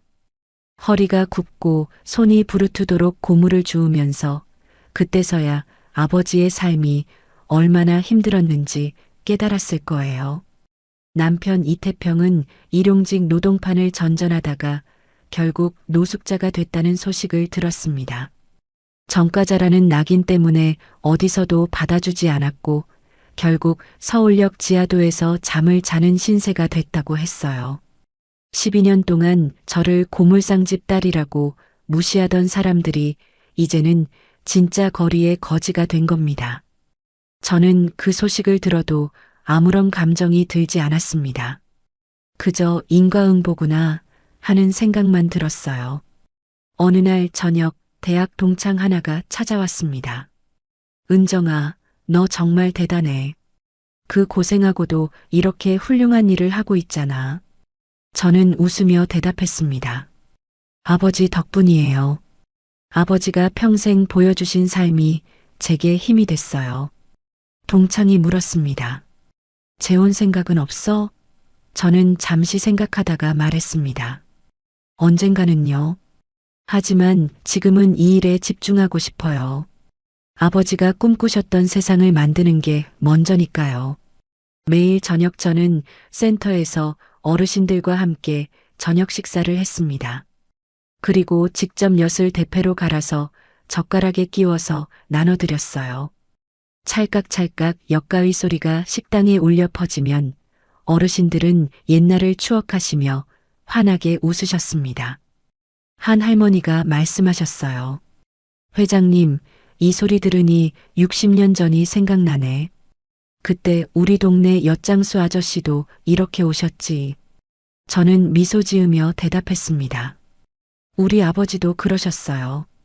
고물을 수집하고 엿을 나누어 드리면서 평생을 그렇게 사셨죠. 복지센터 개관 3주년 기념일, 저는 무대에 올라 인사말을 했습니다.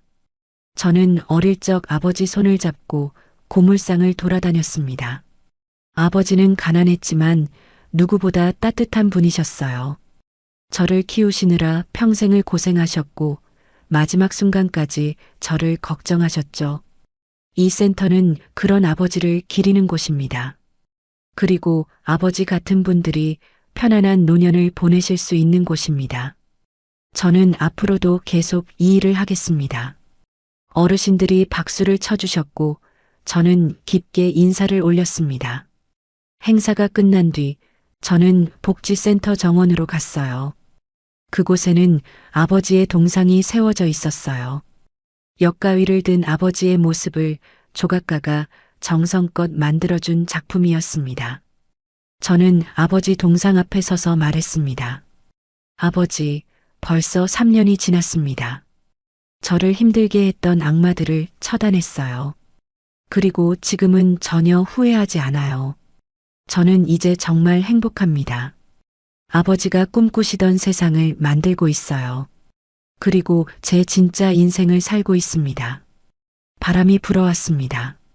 저는 눈을 감고 그 바람을 느꼈어요. 문득 아버지가 제 손을 잡고 골목을 걸으시던 기억이 떠올랐습니다. 찰깍찰깍 엿가위 소리를 내시며 동네 아이들한테 엿을 나눠주시던 모습이요. 그때 아버지가 말씀하셨죠. 은정아, 사람은 가진 게 많고 적음이 중요한 게 아니야. 어떻게 사느냐가 중요한 거지. 저는 그 말씀을 이제야 제대로 이해했습니다. 센터 정문에 걸린 현판 글귀가 떠올랐습니다.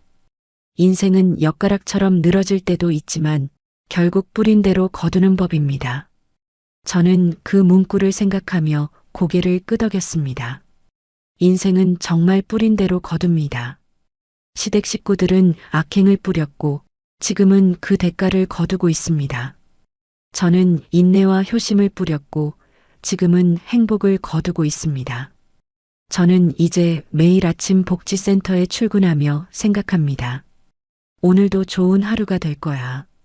어르신들의 웃음소리를 들으며 역가위 소리를 내며 아버지가 사랑하셨던 이 일을 계속해 나가는 게 제 삶의 의미입니다.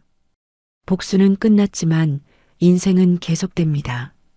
그리고 이제부터의 인생은 정말 제 것입니다. 저는 더 이상 누구의 며느리도 누구의 아내도 아니에요. 저는 그냥 한은정입니다. 아버지의 딸이자 수백 명 어르신들의 희망인 한은정입니다. 여러분, 오늘 한은정 씨의 이야기 어떻게 들으셨나요? 12년간의 참을 수 없는 고통 끝에 찾아온 통쾌한 복수, 그리고 그 이후의 평화로운 살. 한은정 씨의 이야기는 우리에게 말해줍니다. 인생은 정말 뿌린 대로 거둔다는 것을요. 악한 사람은 반드시 대가를 치르게 되고 좋은 일을 한 사람은 반드시 보상받는다는 것을요. 진짜 복수는 상대를 무너뜨리는 게 아니라 내 자신이 행복해져야 한다는 사실입니다. 해가 뜨기 전이 가장 어둡다는 말을 많이 합니다. 힘든 시기를 보내고 나서 찾아오는 시간이 가장 따뜻하고 밝은 이유이겠지요. 2025년도 한 해도 이제 하루밖에 남지 않았습니다. 한 해 마무리 잘 하시고 다가오는 2026년도에는 여러분의 가정에 기쁘고 행복한 일만 가득하시기를 기원드립니다. 새해 복 많이 받으시고 내년에도 더욱더 감동적이고 마음의 위로가 되는 영상으로 찾아뵙겠습니다. 오늘의 이야기가 여러분의 마음에 작은 위로가 되었다면 구독과 좋아요를 눌러주세요. 그리고 지금 어디에서 듣고 계신지 댓글로 알려주시면 그곳으로 행운의 기운을 가득 담아 보내드리겠습니다. 늘 건강하시기를 기원드리며 오늘도 따뜻하고 행복한 하루 보내시기 바랍니다. 감사합니다.